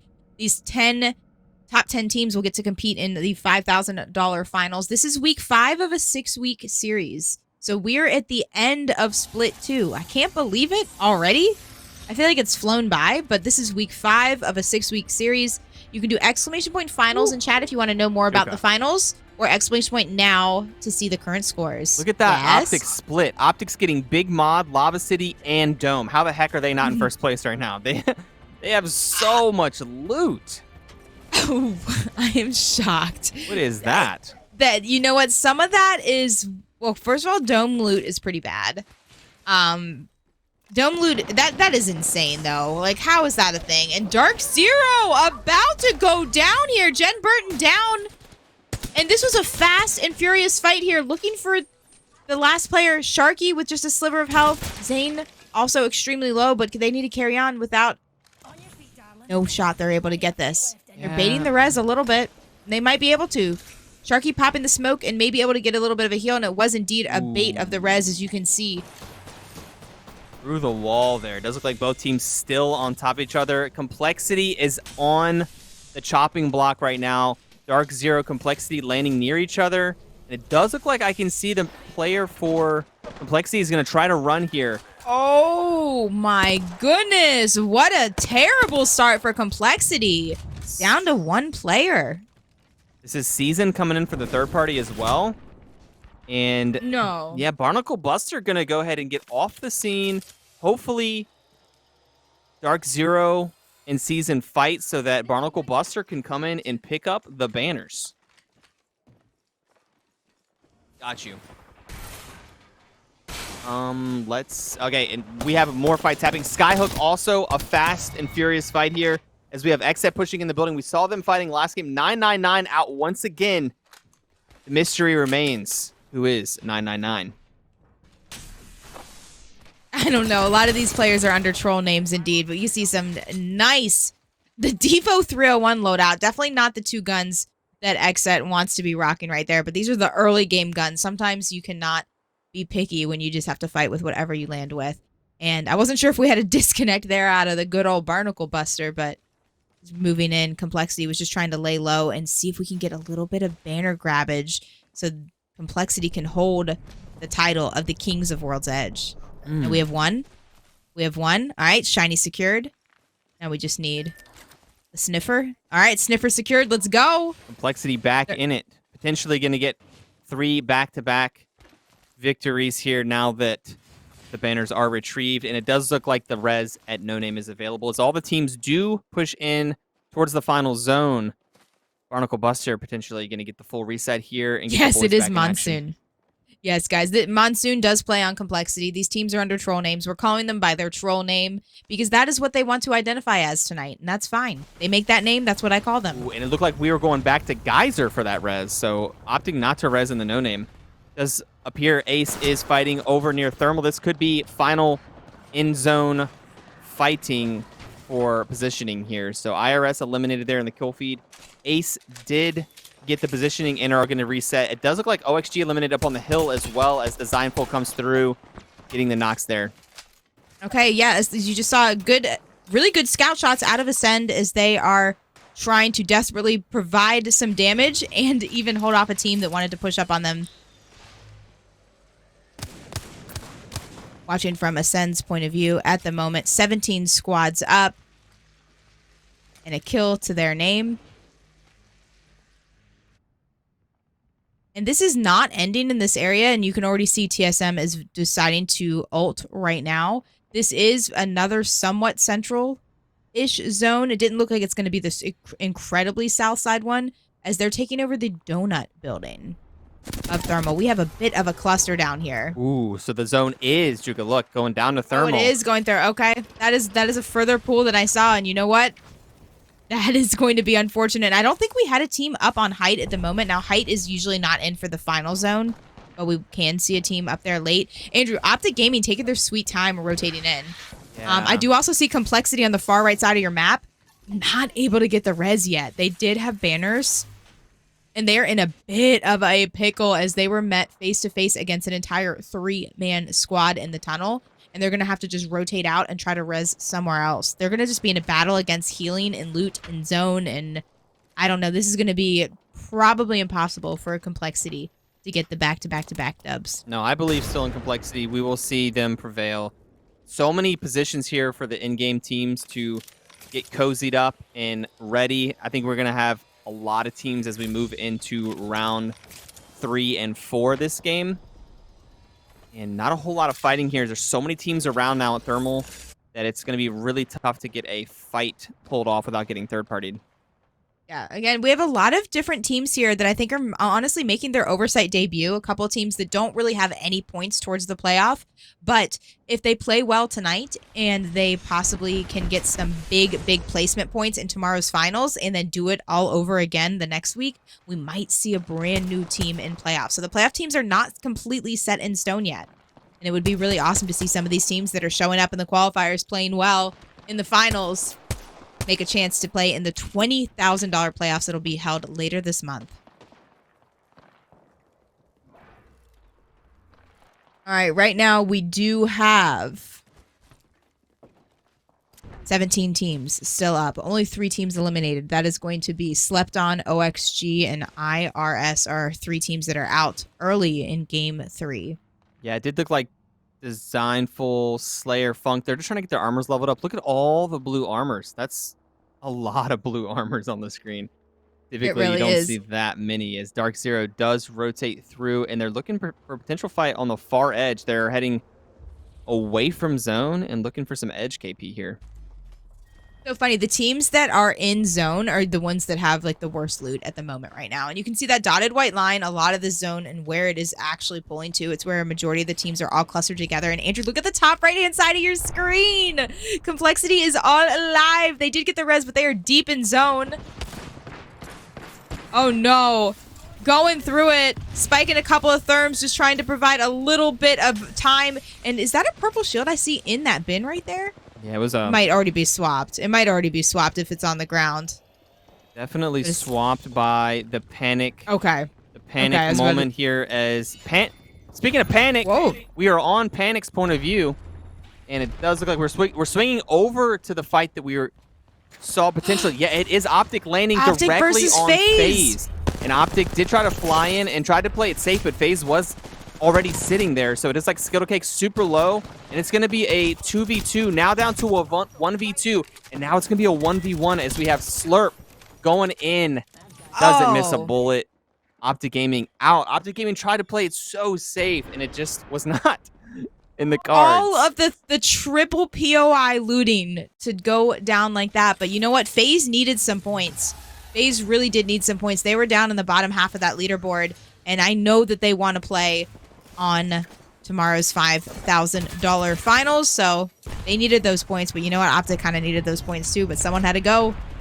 Moving over to X set here, they do have more cover, and the team did decide to leave right in front of them. Horizon ult down as they're going to back up. This is against Dark Zero. Dark Zero have been fighting ever since their feet touched the ground this game. Still now fighting over here at Countdown. Catalyst wall coming down from the team Rand. We know that's the only Catalyst in the lobby right now. Up against Sentinels, apparently. Sentinels looking for a push, but once again, using that wall to completely cut off an area as they do retreat. Dark Zero pushing back in against Xset here. Dark Zero looking for some KP and feeling confident about it as we slide in with Jin Burton. No Digi on that gun, so not sure what we're looking at there. Gonna go ahead and opt to go back around as Zane goes in the back door here. Trying to make some entry damage, and it's gonna be tough as all three potentially about to swing out. Oh, and that's what it looks like. Get Filet Mignon going down. Sharky doing a little bit of damage with the Prowler, not as much as he wanted, but they do have the player's knockdown shield that they're hiding behind, and they're going to just double swing right now. The cool 107 getting the knock on Sykes. Going to walk up, potentially try a thirst, or not. No, we're going to actually go ahead and finish up here what we started and get the Valk down as well. Dark Zero winning that. Ooh, another super, super close fight here. This is CLG. Again, with a little bit late on that gas, not even needed, but that gas was just insurance, and we just saw a Caustic ult combined with the Wraith ult, and CLG now getting some loot here. Yeah, CLG have another good game. They really are. They really are. Okay, TSM, so far, they're all three players still alive and healthy, no kills to their name. CLG with 4 kills, looking good. Dark Zero has the most kills of any team so far this game. They have 5 kills. Yeah, it does look like FaZe is going to finally have to push into zone. They were holding this choke for a long time, which did pay off. They were able to kill Optic Gaming, and now they have to push over to the right, and they're going to be up against Reptar, Hakulo, and Klane, as you see on the scan. Getting shot in the back, though, so FaZe not going to have a free 3v3 here. A lot of teams already in thermal. G7s you can hear pinging all around the players for FaZe, but they are going to try to take the fight potentially. And Snipedown going to get beamed, going down to 1 bullet. And I'm surprised Season didn't get an entry knock there.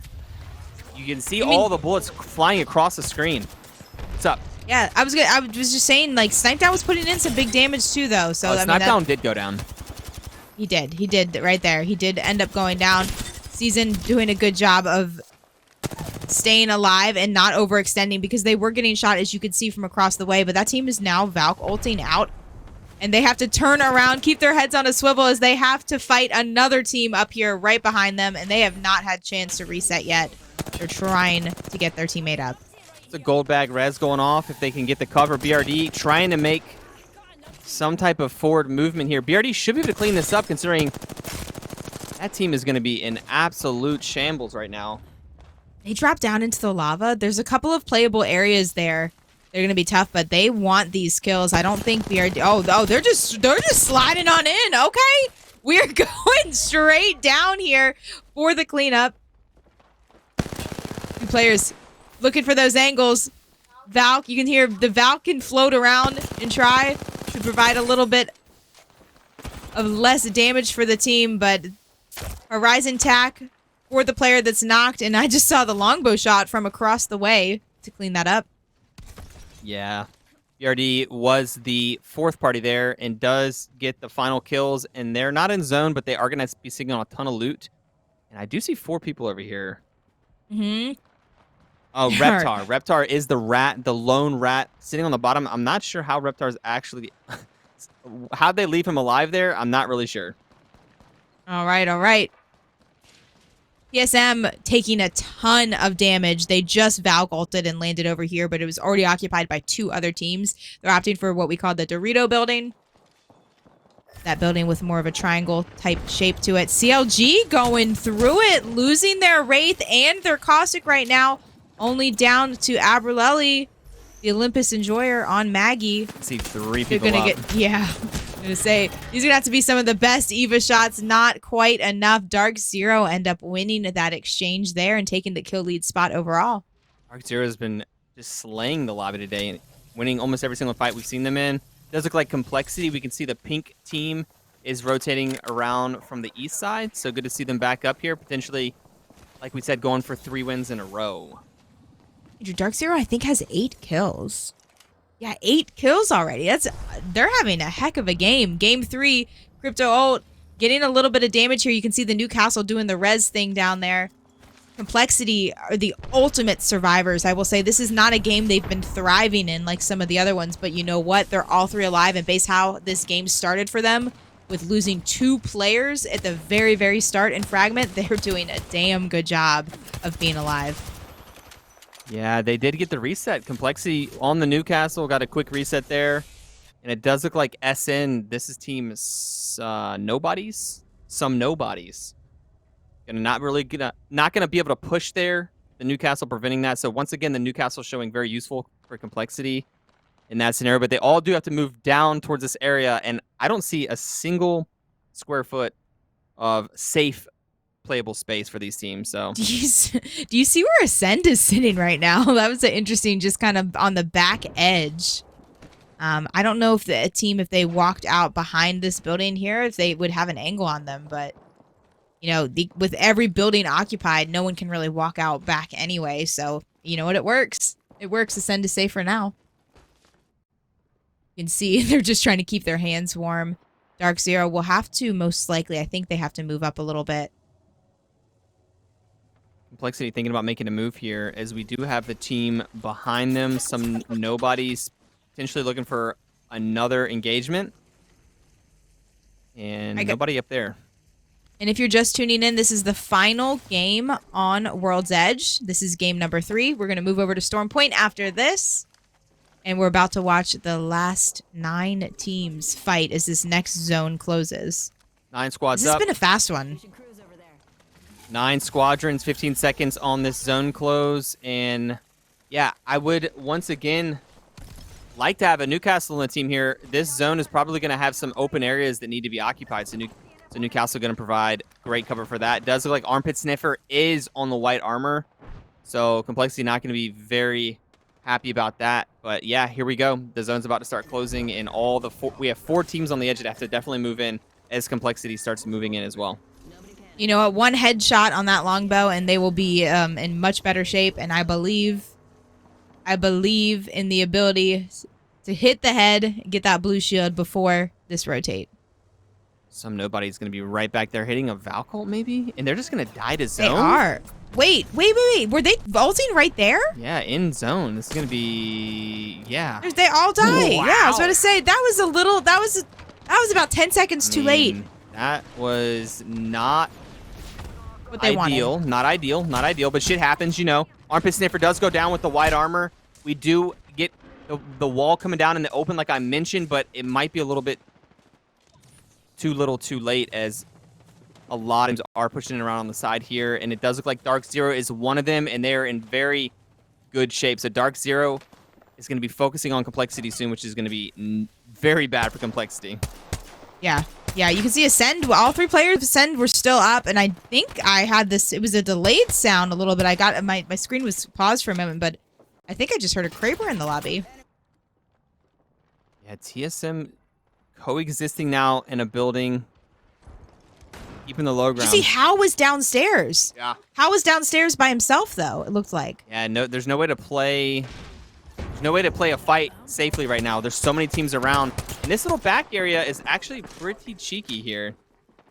Yeah, there's actually an area where you can just sit on the cliff's edge. I'm not. Why did he pop back up? I think they were better off on that edge. I don't know if it was a timeout spot, but there used to be an area where you could sit right back there. I don't know what he was shooting with the G7, but they were making connections. All right, TSM is still alive. It looks like they are regrouped together. Complexity, I don't know how Complexity, like I said, if they, Complexity to just get top 10 this game based off how they started is a miracle. But they are definitely in the line of sight from Dark Zero, who is then in the line of sight from Ascend. We have 3 teams on the outer edge here, Zone. All 3 teams here have to move in, and they're all kind of pestering each other. Yeah, this is going to be it for Complexity, I think, as Dark Zero, a trio, is going to try to push up. Complexity's hoping that Dark Zero gets shot in the back, which they are a bit, but it's going to be a duo of Complexity as Jim Burton goes down to 20 HP. Yeah, you can see Dark Zero wanting to continue to apply pressure on Complexity. I see Complexity in the kill feed and not the way that you want to see them. Dark Zero walking up here, they just have nowhere to play off of, and I think they're just going to get focused by too many people. Sharky, the last one alive. Complexity out. And yeah, Complexity out. BRD also eliminated. So there will be no 3P wins out of Complexity, but you know what? They might still be in first place based off points and their performance earlier. Looking in at Ascend with all 3 players still up. They've just done a good job of hanging out on the edge. Looks like they were maybe a little bit down bad on loot and getting punished for looting that box as they did lose one of their players.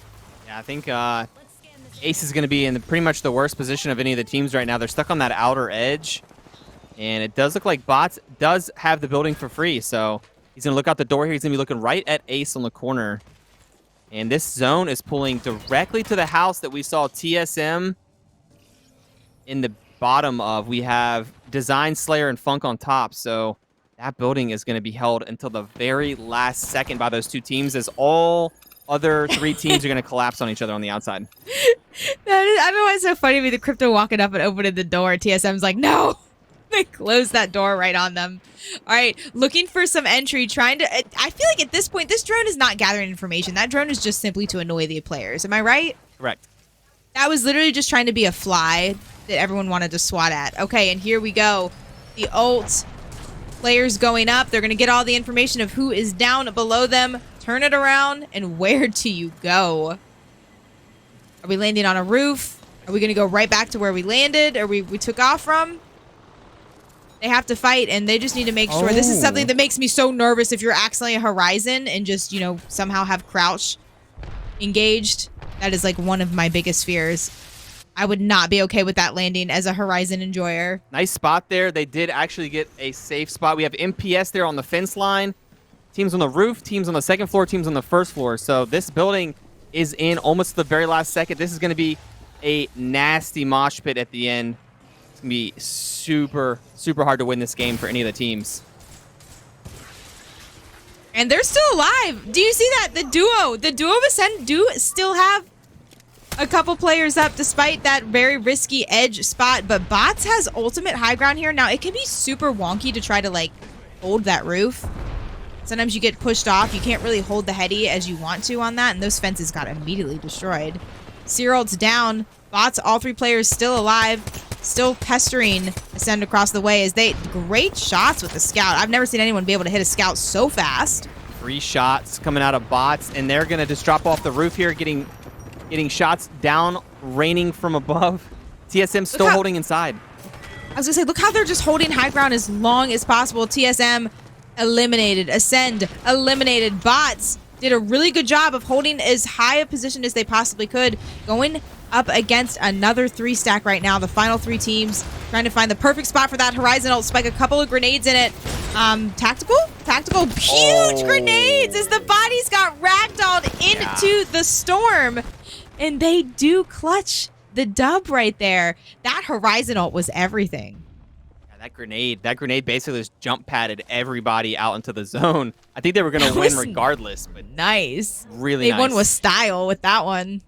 Yeah, that's great positioning. We saw them holding that building for so long. TSM tried to come hold the bottom portion for a bit, but then it did look like TSM got full inted there at the very end. So really nice play out of design and Funk there to take the dub in game 3, World's Edge. All right. Again, that is Team Aim Assist. Formerly... Wait. Yes, that was, Team Aim Assist, formerly known as G2, winning this game. And you know what? Kind of fitting with it being G2, as you guys know, almost always landed in Thermal. So what better team to know how to fight in Thermal than Team Aim Assist? Winning game number 3 in the final game on World's Edge. Yeah, check him out up there. They had the horizontal, they had the grenades still in hand, which is pretty surprising there to have a grenade available that late in the game. You just got to keep one ready for that tiny little area, that final zone. One grenade is all you need. I mean, I don't know about you, but when I see a Horizon big play like that, I just have a huge smile on my face. Let's go ahead and look at the game 3 scores. But as we know, Aim Assist on top with 7 kills and the dub. That's going to be a 19-point game for them. Bots with the 9 kills for 18. Dark Zero, Andrew, we saw them. They had so many kills early on. They ended up with 13 kills this game. Really good showing out of them today. I mentioned earlier in the broadcast that they had kind of been up and down, that we're going to be keeping a close eye on them today. So yeah, they've got it working pretty well for them right now. So great to see. I don't know how TSM did not get any kills that game, but I am shocked to see them in 9th for points on that game 3. Now, again, those are not the overall scores. You can do exclamation point now if you want the overall scores, but not quite yet. We're still updating it. But they had 9th as far as points goes for that game, and I just feel like they were in the building, the final building where all the fights were at the very end. And I just, I know they did so much damage and had some knocks there, but not able to survive long enough to get those kill points. Yes, that's going to wrap it up for World's Edge. We're going to be flying into Storm Point for the final 3 games, and we will take a break, and we'll see you guys back in a moment with those games. See you then. Inside. I was going to say, look how they're just holding high ground as long as possible. TSM eliminated. Ascend eliminated. Bots did a really good job of holding as high a position as they possibly could. Going up against another 3-stack right now. The final 3 teams trying to find the perfect spot for that Horizon ult. Spike a couple of grenades in it. Tactical, huge grenades as the bodies got ragdolled into the storm. And they do clutch the dub right there. That Horizon ult was everything.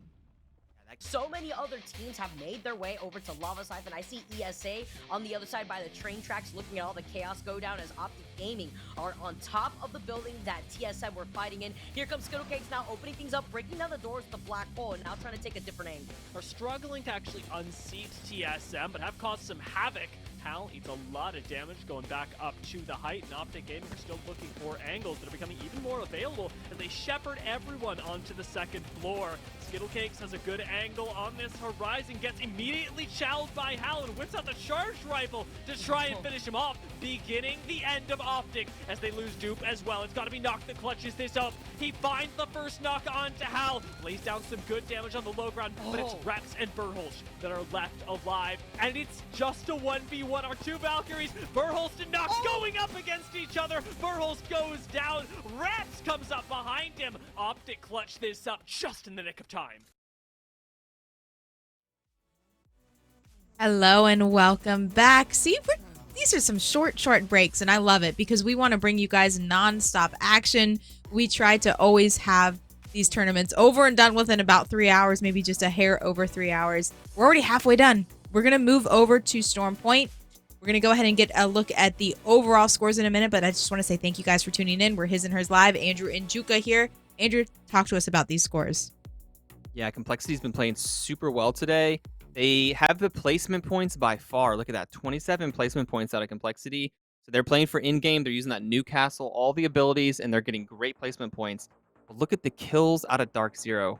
Dark Zero is putting all the emphasis on playing the edge and just going for maximum kills. We saw last game Dark Zero, instead of pushing down towards Thermal, they were actually pushing up towards Skyhook, looking for fights. So yeah, it shows today Dark Zero very comfortable apparently fighting 3v3 fights at the moment and picking great fights where they're not getting third-partied. and they're in second place. Barely any placement points, all kill points for Dark Zero.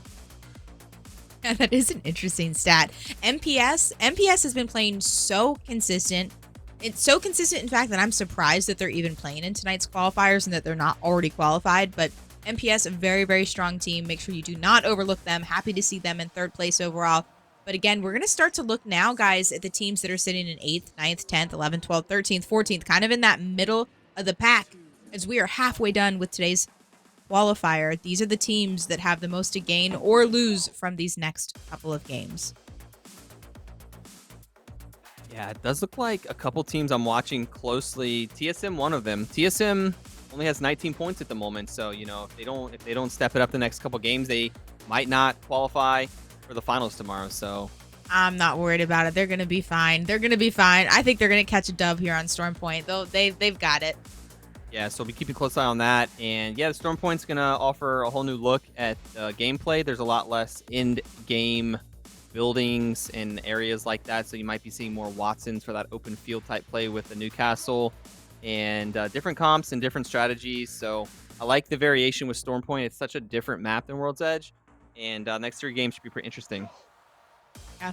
Yep. Again, I see a couple of questions in chat, guys. We're His and Hers Live. We are content creators and streamers. We play and stream this game every single night.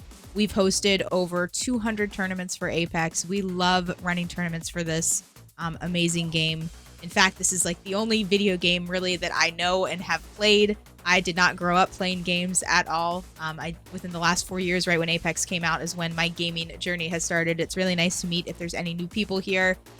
My name's Judy, or you guys can call me Juka. That is Andrew over there. We will be your casters for this evening. We are a married couple, like I said, so we are we're live every single night. You might hear some interesting banter out of the two of us, but again, it's fine. We're married. We've been married a long time. If you guys have any questions for us, just let us know.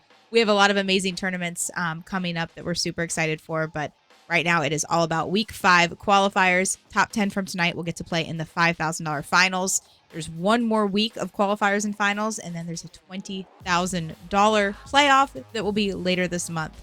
One more team, yeah. Chat, I see you guys talking about Optic Gaming.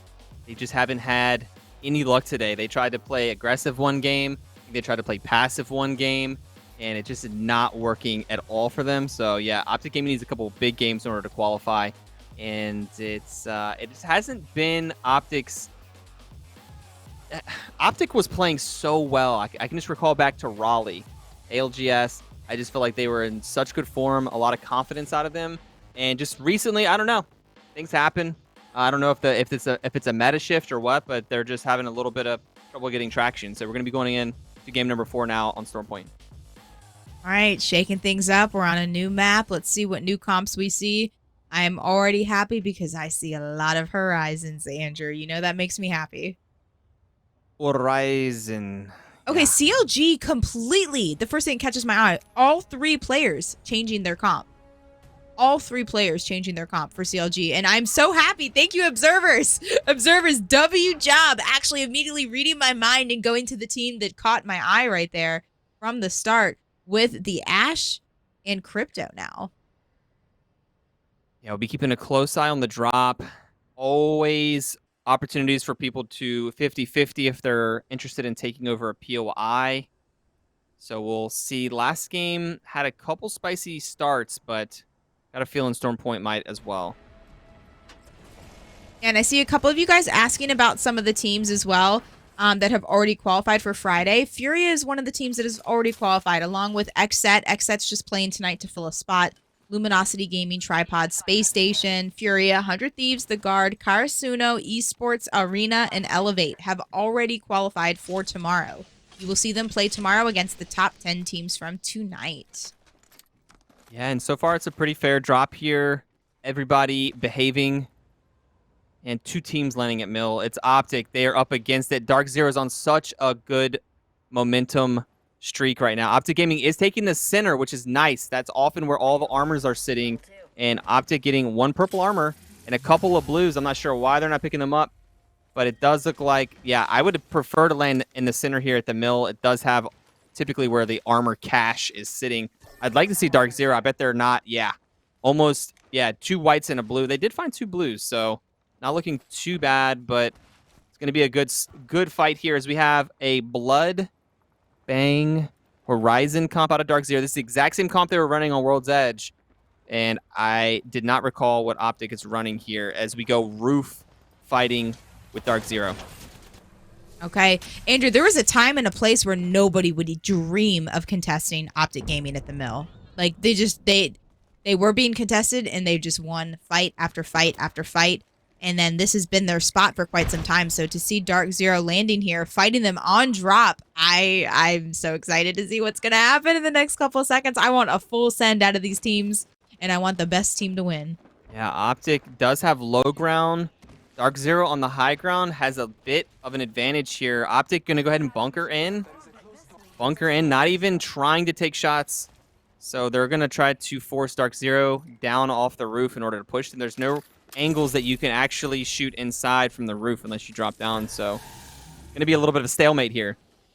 Yeah, Searalt down, Bloodhound scan on one team, Searalt on the other team, and yeah, you can see that, you know, trying to remain in a little bit of a crouch. Jen Burton doesn't even seem to care that his footsteps are being tracked and is just going to just hold high ground here. As you can see, Optic Gaming trying to do the same. Look how closely Dark Zero is staying on top of each other. They're terrified. They're inside of a Seer ult right now. It does look like both teams made it to the roof. Optic Gaming using that Seer ult to go to the roof. I couldn't even see who was shooting those bullets. That was a heady and a half. That's just... None of those bullets connecting, but I mean, just to see bullets coming at you when you're looking somewhere. This is indeed a tango as they're both going around and around the roof of this building at Mill. And it's just taking so long that I'm almost nervous for a third party, which usually don't happen because the POIs are so spaced out. And Optic Gaming, are they full leaving? Yeah, right as the Seer ult expired, they went ahead and backed up. Look, there's the 3P. FaZe showing up. FaZe showing up. So you know what? If Dark Zero doesn't leave, this could be bad. And imagine just running with the 301 out. Snipe down pulling up here, and there is not... He's ready to shoot. There is no fight happening. Everybody is off the scene. I do like the timing there. As Optic Gaming, as soon as the Seer ult expired, they said, hey, we're at a big deficit here. The Bloodhound scans are going to keep coming. We have no Seer ability up at the moment, so I love the timing there. All right, popping the ult, and they know that this is a different team now, but Optic, are they going to come back and now just third this entire thing? This is now Dark Zero versus FaZe. Optic's still nearby. You can see them on the top right-hand side of your screen. As Dark Zero, they said, you know what, we showed up here. We're landed 50-50. We're prepared for a fight. We're expecting a fight. And he's going to back it up, too. What a waste of so many abilities. Okay. Looking for roof. Didn't quite make the climb. No. Now FaZe has the roof. We have 3 insanely strong teams right here at the Mill. Is this zone? Then look at the zone. At some point, zone's closing and it's not ending here. So this has just been a lot of just pestering for nothing. Optic back looking for a third party. So all 3 of these teams posturing and not really willing to take the fight. Dark Zero's going to push back in, and Optic's going to be there waiting for him. Okay. Dude, Andrew, 9 people in this area. No one... I mean, how much damage has anyone done? None. I feel like... I think there was maybe someone that did 20. It was just a dance. Just a lot of dancing and just nothing. The mind games. A lot of drama. The mind games. This is what you call playing smart. Everyone is playing smart. Smart always isn't the best play, but today I would say it is, because I think if those teams started to fight, FaZe would have come through and cleaned both of them up. And yeah, everyone playing super safe. And there's a 4th team now coming to take a little look. That is Season. I'm going to take a little peek at the Mill as well. Hopping back in the whip, and they're just going to opt to go towards the zone a little bit. That was so much drama and such a letdown. I was so excited to watch that first fight. I'm going to be honest with you. I am very disappointed that we have 20 squads, 60 players alive. That means there's going to be a lot of back-to-back action. Andrew, make sure you have water. If you don't, I have plenty here at my desk for you, because it is about to be a spicy endgame. Yeah, I see Team Aim Assist in the kill feed. It does look like Slayer and Funk both getting kills with the car. So not a surprising gun choice out of that. Team IRS is eliminated in the kill feed. Okay. All right. There we go. There we go. That fight must have been happening as all of the other stuff and people were rotating. But IRS did end up going down. That is going to be Stunny, Impulse, and Rack, formerly known as Rack. Okay, and looking over at the aerial view of the map, we can see that Dark Zero is still in mill. I'm not sure what they're doing there. And if Optic maybe is hanging out on the edge as well. Yes, I'm probably going to rip an ult here soon. And there it is, indeed. And let's take a look at the map. FaZe deep in zone. Dark Zero in front of them. Could have a little bit of a gatekeep. And you can see the green circles where the next zone is. A lot of the teams might already have that information as they've scanned Beacon. You guys know, you probably know this, but when a team's flashing, that means that they're shooting. You'll see a couple of people flash here and there. That means that is someone actively shooting their gun. And that dotted white line that you saw for a split second there, that is where the next zone is pulling. The players in the lobby cannot know that information yet. That is something that the players do not know. That's only if you're watching this cast do you have that special insider information. Skittle down. Snipe down is also down. Season looking good. Getting the punch. Punch connected. Hakulo, I think, cleaning up a bit. Hakulo, last player alive. Has the door. Gonna actually, nope, no door. We're just gonna go ahead and get the blue swap. And possibly the res here. Is this a bait? No, they're going to have time for the full res. And then didn't lose too much health. Able to completely hide behind his other... No! I can't believe he had a cheeky angle there. Knocked with the clean shots. Not much health to his name. 1 bar of the shield and about 25 health. I thought he was safe. And look at this cheeky angle through these buildings. There are... cuts all through the roof. Knocked plain Valk to the best of her abilities, going up, down, and just going to be face-to-face here. A 1v1, the 149 damage, and he is one shot. He is one shot. They are both one shot. Opting to reload instead of healing at this point. Oh. Guns ready. I am so nervous for Noct right now. Everyone clenched together, as this is one of the sketchiest 1v1s I have seen in a long, long time. He might not have any shields. Yeah, I don't think he has any cells. I would not be hitting white heals. I wouldn't either. I don't think he has any cells. Oh, was gonna try to get the thirst and maybe a quick swap there, but not enough. And at least got the kill. They guaranteed the 1 kill. I'm okay with that play. That could have gone either way, though. Yeah, really nice fight there. Optic Gaming, once again, out early. So potentially heading towards not qualifying at all for the finals coming into the week here. A lot of teams are positioned. We can see for end zone already near the ship. A lot of the zones do pull this direction.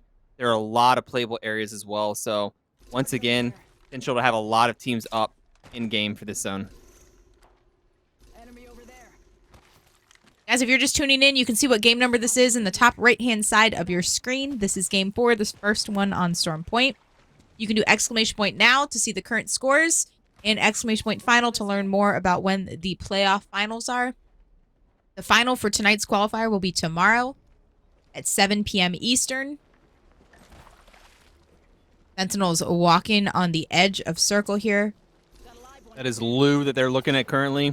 BRD looking for a good position today as they need some points as well. BRD running Lou for the first time that I've seen in this series, so should be pretty interesting as Sentinels and BRD both looking for some momentum just overall in the tournament scene.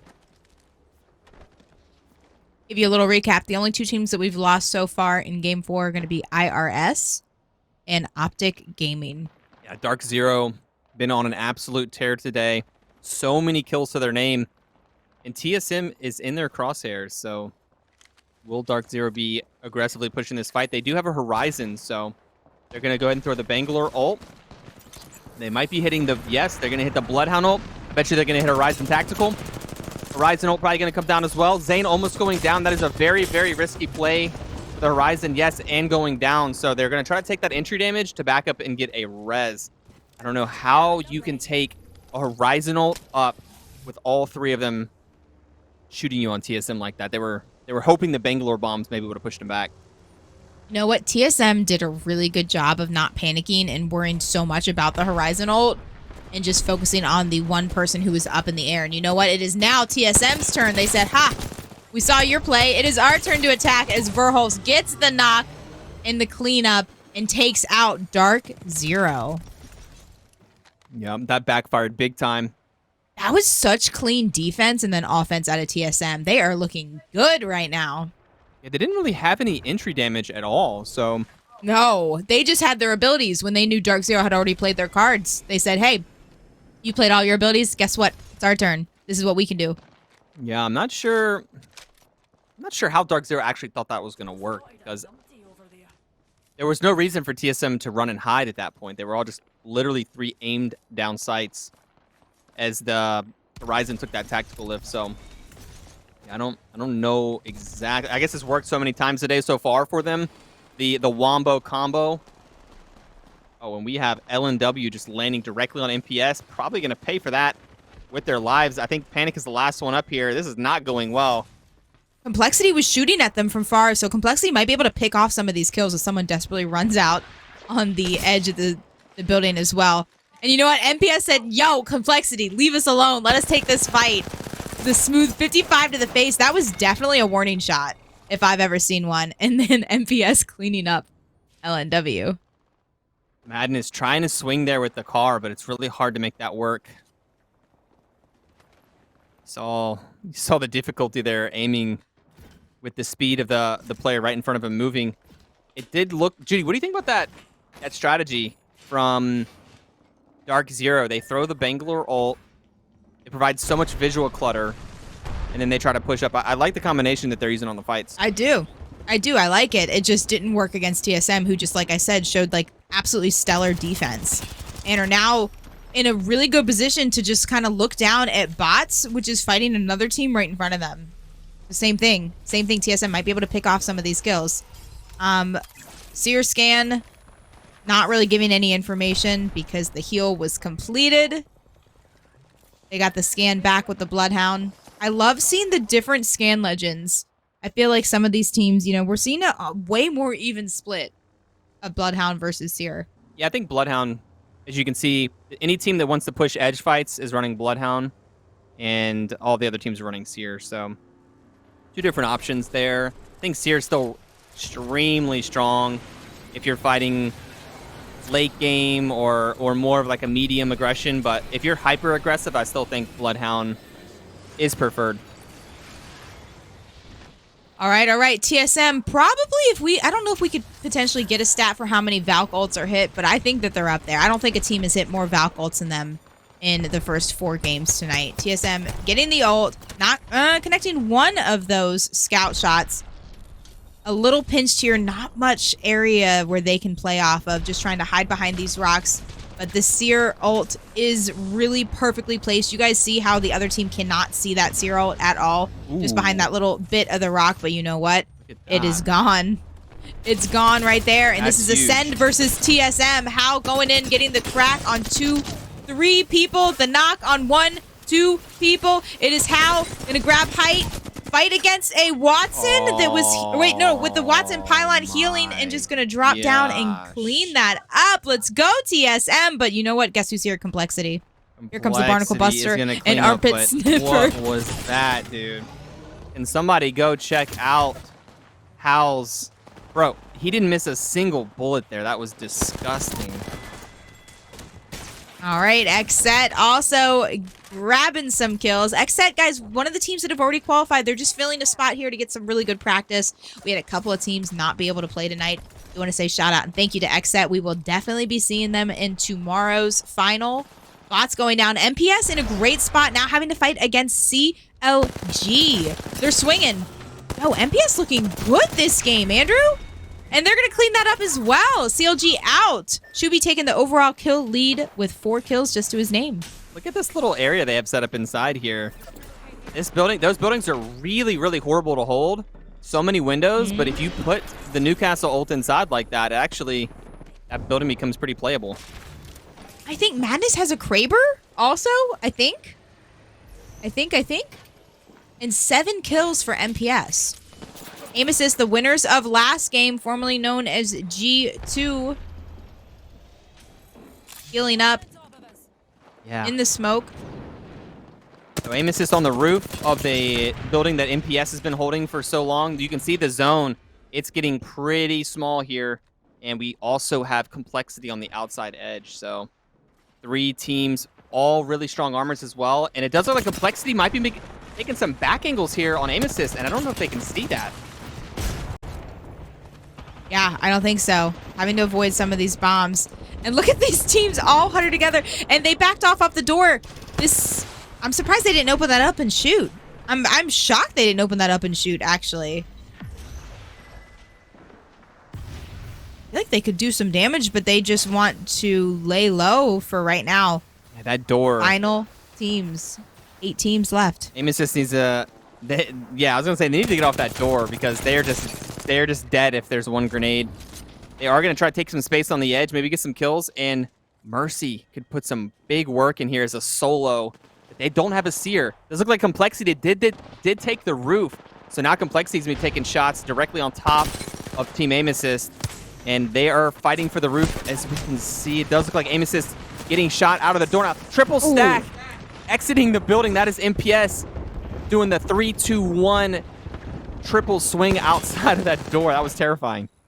I mean, they just all were in a slide motion all at the same time as well. MPS looking so clean this game. Complexity is right above them, though. This could be bad. Yeah, really, really good spot. 5 squads up.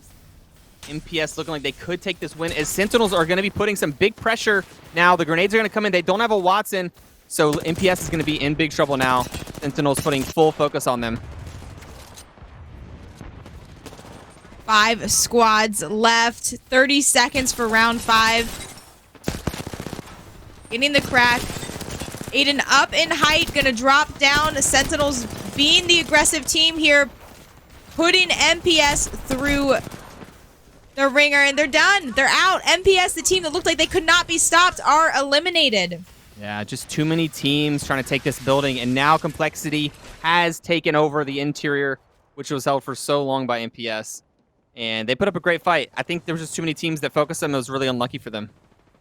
Okay, so we are down to our final couple of teams. We have BRD, Complexity, Sentinels, and XSET. Complexity in first place overall on the night. Playing insanely strong. They've already won 2 games tonight, and I do hear a Kraber. I'm not sure who has the Kraber. I think it is in Sentinel's hands. I think Senox has the Kraber. Yeah, another open zone here. Just going to end right out in the open. There's no buildings to play. It looks like XSET's being pushed by BRD right now. And going to be stuck right on the edge as the zone's closing. They have to fight. Psych's going down. And it's going to be lights out for XSET as BRD does take them out. BRD taking some massive shield damage, though. And does get a free reset. But Complexity's going to be putting pressure on them from the right side. All right, Andrew, you have to call it right now. Sentinels, BRD, Complexity. Who's winning? Complexity, dude. Okay, dude. They have, look at Complexity. They have this building. They have a Watson set up here. They have the Crypto, which I haven't seen use the ult yet. So they have a lot of utility. Pat, I want to know who you think's going to win this game. We have 3 teams left. The final 3, it is Sentinels, BRD, and Complexity. I told you before game 1 that Complexity is going to win today. I'm seeing a lot of people rooting for Lou. Okay, now I'm seeing a lot of people rooting for Sentinels. Okay, we have people rooting for all 3 teams. That's what I like to see. Where's the zone pulling? Have you seen the line? Who gets the... Ooh.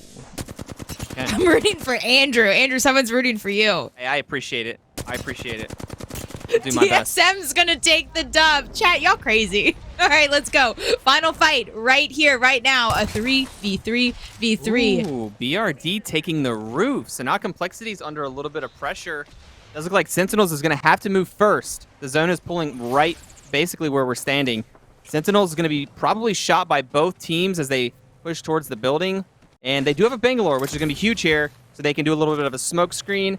Maybe get a Kraber shot for some entry damage. They're going to have to move probably and hug the side of the building. So this, yikes. This is going to end in a 3-team pileup. Here we go. Final ring closing. Huge to have a Bangalore here. Thenox playing a very aggressive, is not going to let a team leave out that door without being in the line of sight of his Kraber. Without a Bangalore here, I think this Sentinel's already dead. You see the smoke perfectly placed as a beautiful cloud at the top there, not allowing a team to sit on height and overextend and push down on Sentinels. So now, hold the phone. That was kind of a shot in the dark. That was kind of a shot in the dark. That is the ult coming out from Complexity on the interior, cracking everybody's shields in the area. They are going to heal it up now, but dude, Sentinels might take this win. Now they have just been able to sit, and it does look like Complexity and BRD are going to have to fight each other as they both exit the building. Okay, that respawn beacon is providing a little bit of extra cover. Still not connecting any of these shots here. Trying to go in with the hipfire of the Kraber. It is not going to be enough. Senox getting a little bit wedged there and not looking good for them, but Complexity now leave the building. Sentinels taking the 3rd place spot. Duo of Complexity. This is just a pure shootout. Can they get it? Way. And no, BRD are the last team standing. Look how full their shields are, too. BRD on triple red still. Yeah, BRD, really good positioning, and it just worked out really well that Complexity pushed out and fought Sentinels, and then BRD just had the roof and was able to drop down. You know, it does feel pretty good when a team member wins final game against someone who is your teammates from previous. You know, again, sorry, that was the worst form sentence I could possibly make, but it feels good when you beat a team that you used to be on. That's what I was trying to say without saying that. It was like almost like you were talking in code there for a second. I was trying to make it a little bit like more of a graceful, you know, and nonchalant, like, but you know what, we were all thinking it. This right here. This is the sickest play I've seen today. I mean, that was a squad wipe right there. Really nice shots from Hal on the roller. Yeah, this fight was pretty nuts here as well. Andrew, don't you enjoy Storm Point more than World's Edge? No. Really? Mm-mm. It's World's Edge is the classic. It's just, I don't know. I still like World's Edge a lot. And BRD winning game number 4, taking out Sentinels. BR Demons, here are the game 4 scores. Now, this is just game 4. This is not the overall. But BR Demons had 7 kills for a 19-point game. Complexity with 9 kills for 18 points. MPS with 8 for 12. MPS, you guys, we did see them get eliminated a little bit earlier, but they had so many kills. They were doing a great job that game of just fighting as one person. So they looked great that game. Sentinels in 4th place that game overall on points with 12 points. Yeah, one team we're all keeping an eye on. Optic Gaming. 2 games left. Optic Gaming has a lot of work to do here. And yeah, I don't know. I can't imagine what they're talking about. Like how's it going so wrong today? I don't know, but they're gonna need a little bit of luck. They need 2 big games in order to qualify. Yeah, it's what is the saying? Show up or shut up. It's time. It is time. We're down to the last 2 games of tonight's qualifier. If anyone can do it, Dupe and Skittles, Optic Gaming, they are insane. Maybe we'll be rooting for them these last couple of games, but we're gonna go ahead and take a quick break, and we'll be right back. This win. Now they have just been able to sit, and it does look like Complexity and BRD are gonna have to fight each other as they both exit the building. Okay. That respawn beacon is providing a little bit of extra cover. Still not connecting any of these shots here. Trying to go in with the hipfire of the Kraber. It is not going to be enough. Senox getting a little bit wedged there and not looking good for them. But Complexity now leave the building. Sentinels taking the 3rd place spot. Duo of Complexity. This is just a pure shootout. Can they get it? And no, BRD are the last team standing. Look how full their shields are, too. that these are providing a lot of death boxes, a lot of confidence out of the recently re-signed X-Set. And they push up onto this RV and with no trouble at all, take out the remainder of Esports Arena. Yep, this is the best position you go. Oh, right now with the beam coming in with the car from fun. He unloads an entire clip, knocking Jen, and they have the outside of the cargo boxes right here to also work with for extra cover. They have no squads behind them. They have nothing to worry about. But like you mentioned before, Luminosity has to worry about it. Here comes the bombardment coming down from the Gibby, being the only Gibby on the team. As 100 Thieves go down, again, isolating a fight. It's down to top 2 squads. X-Set still kings to the outside, and soon Luminosity are forced to vacate. They have no bubble anymore. They have no safety. They are right into the choppers of X-Set. And with Fun and Sykes still watching this fence line, it is an easy win for our first day of having X-Set back in Apex Legends. Hello and welcome back. Hopefully you guys had time to grab a quick little snack or a drink because you are not going to want to miss any of the action that we have coming up in these last 2 games on the qualifiers. But let's go ahead and take a look at the scores and see who's top 10 so far. Yeah, Complexity, like we've seen, playing super well today. Dude, MPS taking 2nd place. That's actually pretty surprising considering. I'm not surprised. They have been so consistent. Dark Zero just, I thought, had an insane amount of kills, but if you look, MPS only 5 kills behind with 25 kills, so really, really strong showing so far. MPS, guys, running a Loba all day so far, so I think it's one of the only teams in the top 5, maybe even the top 10 running the Loba. So running the Loba Newcastle there at the end, pretty cool to see the Loba play working out in zone as well as the 25 kills for MPS. We have Team Aim Assist getting pretty good placement points and decent kills in 4th place. But yeah, it does look like Optic Gaming with 9 points there in 18th place. FaZe only 7 points as well down there in 19th. A lot of teams in the middle with a 20-point-ish, 18 points, 17 points. Those teams are going to be on the bubble. We're looking for any teams today in the top 10. So if you're 11th, 12th, 13th, 14th place, you still have a great chance of making it in. 2 games left. And let's look at the starting lineups here with the character selection screen. Okay. And I immediately want to know what the heck's going to happen at Mill. Are we going to see another standoff where we just get super hype and excited and then left unsatisfied as Dark Zero and Optic Gaming look at each other and do the dancey dance around the roof? Or are we going to see a fight on drop? I think we want a fight. It is time for a fight at Mill. We want to know who wins the Mill. Yeah, if Optic gets the full central area again, I think they're still going to have much better armors to start. So, I mean, typically with Mill drops, oftentimes you'll see both teams just land directly on the center there with the armors. It just It looks like they're flying. It looks like Optic might be slightly ahead on the flight. Look at the meters. 300. No, Dark Zero's. No, Dark Zero's ahead now. Okay. By about 10 meters. Now they're together. And now they're landing all in the middle. Oh no! Punch out! Punch out! Let's go. A Mill fight needs to happen right here. And Noct has just a little bit of health. Getting the blue shield and a Volt is so good for Dupe. Skittles is in the air, fighting for his life right now. Reloading the alternator, going to try to find a shield swap. Not be able to grab that shield swap as Darky did end up connecting that last Mastiff shot. Optic Gaming down a player. Yeah, it's 2v2 at the moment. I think I saw one player down on each team. That's a huge shot there with the sniper rifle. Dupe going down to 50 HP, so it's going to be a nice reset. Not going to push up a hair, and it does look like a purple armor full out of Jen Burton. Jen Burton, Big wow. swing! Jen Burton not even getting a sniff at that kill, and there's a third party. Big swing. It's probably FaZe. I bet it's FaZe who already showed up, and oh, you know what? I kind of hope Optic can get out. Oh, no, it's not. It's not FaZe. Okay.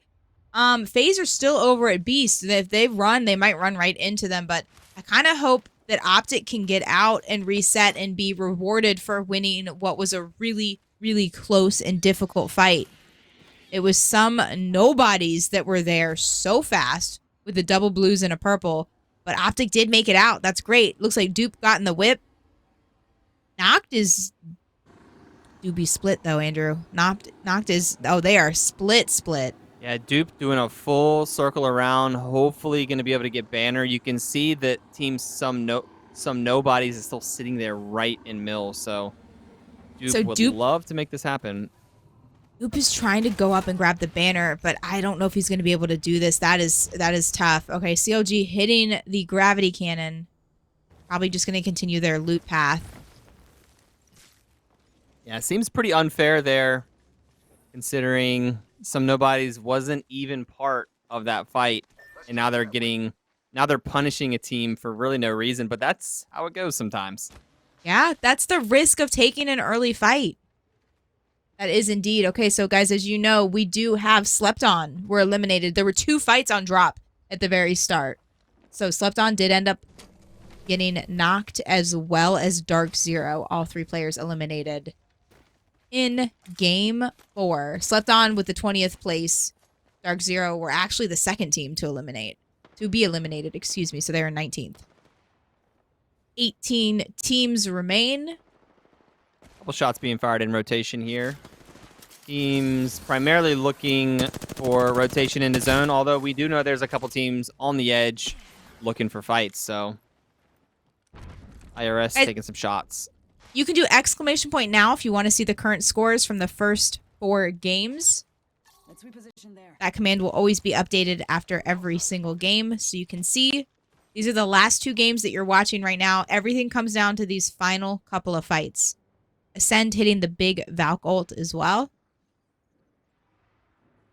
Oh, MPS playing tight together right next door to OXG, right next to them. I think it was Complexity.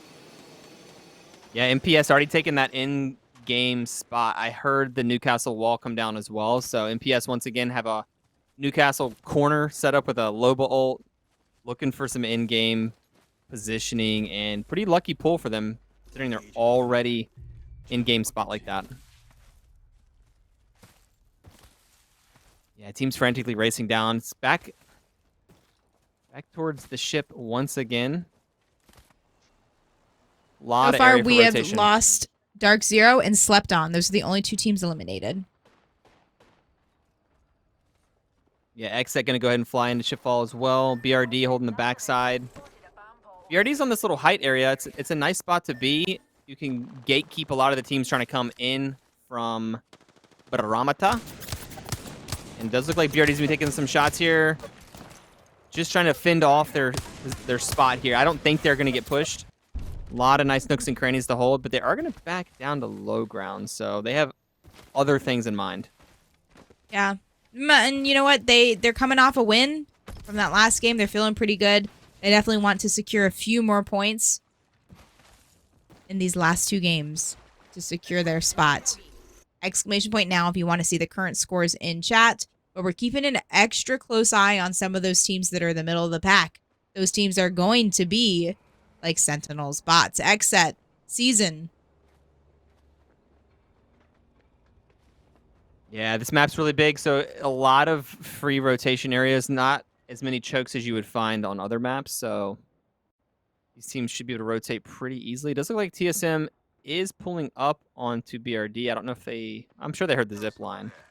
They're using the wall for cover, and TSM they're dropping. Interested in taking this fight. Okay, TSM, one of the teams that, they have decent points, but, they are all 3 climbing at the same time to be able to catch them out while they're in that climbing animation, as Hal is doing right there, is so good. But you know what? Someone walked up the side, and you know he had no audio on that. Just opening the door and welcoming reps indoors. Going to shoot in the back right here, and the schmoves. TSM in trouble. Getting the knock. Burles, can Burles clutch this? 30-30. R9, and that is a third party. Gonna ruin everything for both of these teams. Does look like Verholz gets the shield off. And he's gonna float away. Verholz was about to have a 1v1. That would have been awesome to see. But some nobodies once again coming in for the third party, and good timing out of them, honestly. Yeah, really good timing out of them. They're at the right place at the right time. It has not really capitalized on too many kills from them yet. But there you go. A little bit of a cleanup here and there, eliminating some other teams, some nobodies. Playing this game pretty smart. with now a kill next to their name. Yeah, they need the points as well. I think they were in 17th place. TSM did get away with one player, Verhulst. Gonna probably try to loop back around and get banners, but as we saw earlier, some nobodies not very interested in letting people get banners, so they might just sit there and keep an eye out for Verhulst. It's crazy how quickly these teams recognize the zone. So that dotted white line is something that if you're watching this broadcast, only you guys know this information. No one else knows that. The players do not know that yet. Dotted white line is showing us the next zone. That's where there is a huge cluster of teams. You can see TSM with the player in zone. Verhulst not able to grab the banners yet, but still alive. Verhulst probably, it seems like the team must have told Verhulst to just go ahead and go alone. Try to get some positioning here, but yeah, Verhulst's going to be in big trouble here. There's so many Seers in this lobby that playing a rat is oftentimes almost impossible. So we'll see if Verhulst can pull it off. All right, Xset holding height of Shipfall. Getting scanned from another team down below them. There are about 7 teams already huddled in this little area with 16 squads still alive. Speaking of scan legends, Xset not running a scan legend, which is very rare to see these days. Opting for a Loba instead. So, yeah, it's more of an end game defensive, not really a high kill squad. This is not a squad that is looking to get high kill games. This is a squad that's looking to get into zone. But you know what, Andrew? Xset has already qualified. So I wonder if that's impacting at all their strategy on tonight. They've already qualified. They're literally just filling a spot. So is there any chance that maybe they're just playing for endgame just to get super crazy endgame practice and just kind of viewing this as a little bit of a different type of tournament? Or do you think they want to play this and still just, you know, exactly as if they would if their name was on the line? I think I'm seeing a slightly different strategy out of them. Yeah, probably a great opportunity for them to try to practice a different type. So yeah, you might be right there. They're literally just playing to try to call out these zones, get into position, and hold a spot. No pressure play style. Yeah, once you're in the end zone area, you don't need scans, like 100%. That you can hear everyone walking around. No one can really push. It's not going to be like a Seer ult's going to kill you because there's so many teams around. Generally, people can't really push anyways. So right, no one can overextend. There were already so many teams tucked into every little bit of Shipfall, every building, every floor of every building. That's something unique to these pro lobbies or scrims. In ranked or in pubs, obviously, that's just never the case.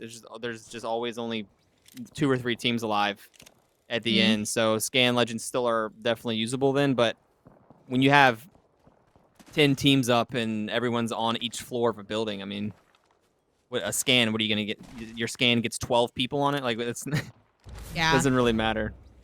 So it looks like Optic Gaming, you guys know we did watch them fight Dark Zero on the very drop. They did finally fight at Mill. It was an exciting fight. It was a great fight. They ended up winning that fight, but immediately were getting third-partied by some nobodies, SN, and they were not able to grab one of their teammates' banners, so they're going to have to carry on this game as a duo, and they desperately need some points. Optic Gaming right now sitting in the bottom bit of the leaderboard with only 9 points to their name. Yeah, Optic up there really close to LNW, and they do have a Valkyrie, so they should be able to fly over if they need to. There's not a whole lot of spots. Look at that next zone. It's wide out in the open.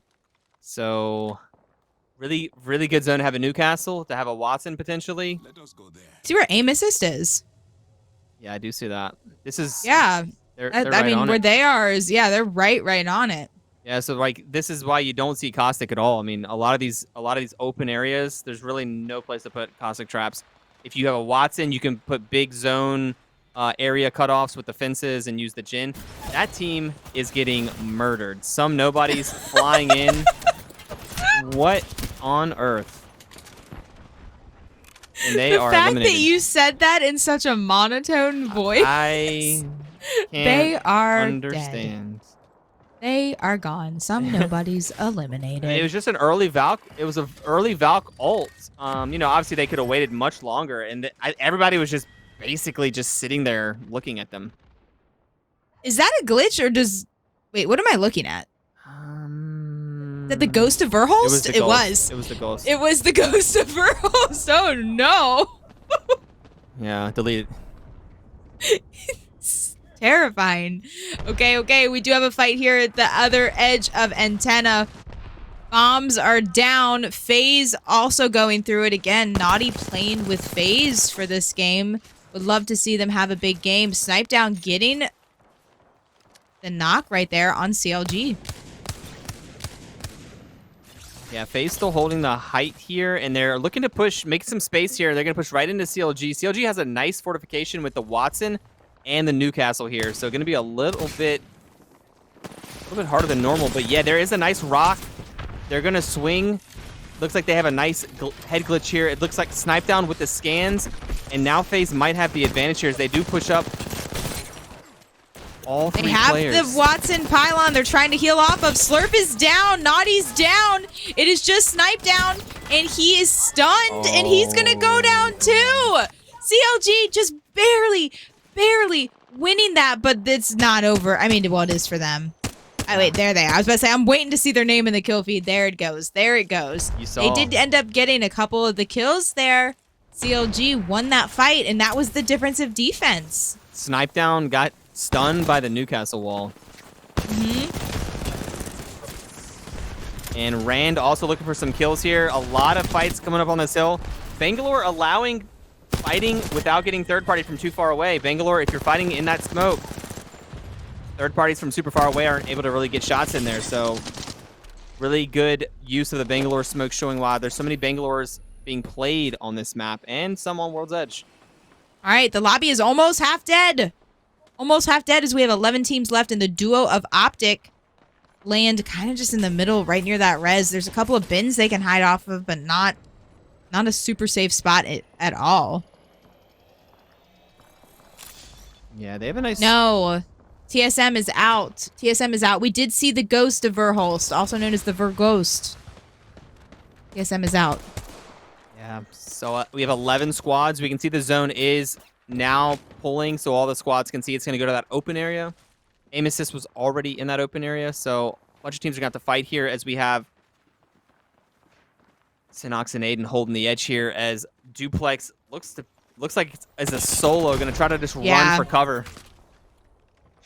Trying to run for cover, hoping that some teams around do assist, but Sentinels definitely going to have free shots here. Yeah, but yeah, Optic Gaming eliminated. Season's next on the chopping block. Sentinel's interested in this fight here, and Season gonna try to back up a bit. Getting some decent shots in here, but the Bangalore bombs are about to blow. They were hitting. Those bombs were hitting. Good damage, double stun at least out of that, and they're gonna just they're gonna Horizon ult back to hopefully some cover. But I do see Complexity in the kill feed getting the knock on Crust and Aiden with the bow. We have a bow pro in this lobby. Yo, swooping in. We have another team coming in the back door here. It is Rand, and they're going to be right up behind Season now. Getting some really good shots in here. Crummy, I haven't seen Crummy much today. Gonna go ahead and swing over here. Mercy down. Domingo, Crummy wiping. Not quite Really yet. Strong, opting to reload the 301 for the close range instead of the car there. Just, you know what, sometimes it's faster. Just use whatever gun you have out and just shoot it. But Complexity, I think, is going to be the cleanup crew indeed, as they do take the team and should be able to get Shiny back up. Yeah, it's tough out of Rand. You know, Rand looking for some points on the day. They felt like that was a good fight to shove, but once you start taking that much damage, and especially if you get a player or two knocked on your team, you're just so vulnerable there at the end game. Complexity saw that and just kind of just walked in for free. What do you do there, Juka? If you're Rand, do you push that like that, or I mean, you need points, so yeah. Are you just damned if you do, damned if you don't? Yep, you push, go for it, send it. Yeah, I guess you have to limit how much damage you take on the entry. Exactly. OXG right now, all three players alive and up. They're going to fence off a little bit up here. We almost have enough for the pylon. Do you see the Trident parked right in the doorway there too? They said, we have no door, no problem. We're going to just wedge the car right up against the door. And that is actually going to work. That is definitely going to work for them. I don't know if that was the OXG that placed the Trident right there, but that's perfect. Now, Horizon Tactical probably could yeet the Trident away, but we don't need to worry about that yet. We'll see. Xset is just a duo. They did lose their Loba. They're going to have to loot for themselves. And they're going to triple swing. Triple swing, but that's okay because they have the wall they can kind of play off of here. But those bombs, there's, you just tank it. You just take it. You see that? Not just losing a lot of health, but able to quickly regen that shield with the gold shield. 103? That was a knock. It was a knock body. That was a knock, but that was still just a juicy, solid shot. No 9s out of here. No 9s out of the fillet. 18, that's more like it. All right, bots eliminated as well as LNW. Yeah, Xset looking just for some action. They know they're going to be in big trouble here as they have to move in. And this might be the end as the PK shots are pretty decent, but Xset... Yo, those PK shots were nice. Did go ahead and clean them up. Ox... yeah, is that MPS over there? Yeah, MPS still alive. They've been here in that building. They claimed that building pretty early on. Let me go ahead and see how many kills or points they have. MPS right now only has 2 kills, but they're all 3 up. Oh, just kidding. Well, Madness is about to be back up. Respawning. 2 seconds on round 5 about to close. All 4... We have 5 teams up. 4 of the teams have to all rotate on top of each other. So Aim Assist is looking like they're going to be in a really good spot as they are the only team in zone with all these teams running in together. It's going to be a Bison stampede here of death. Bison? Yes. Okay. All right, well, we're down to 4 teams of Bison now as we have Aim Assist, Complexity, MPS, and OXG. The final spots. A cheeky little angle right there, but that perfectly placed Newcastle Tactical is going to provide so much cover for the team. Nice shot. Not enough, though. MPS out. It is Complexity, versus OXG. Complexity opted, instead of fighting on the edge, to go ahead and push towards Aim Assist. So OXG might come in here for the free cleanup. Complexity doing OXG a lot of favors right now. Nothing free as enemy does go down, though.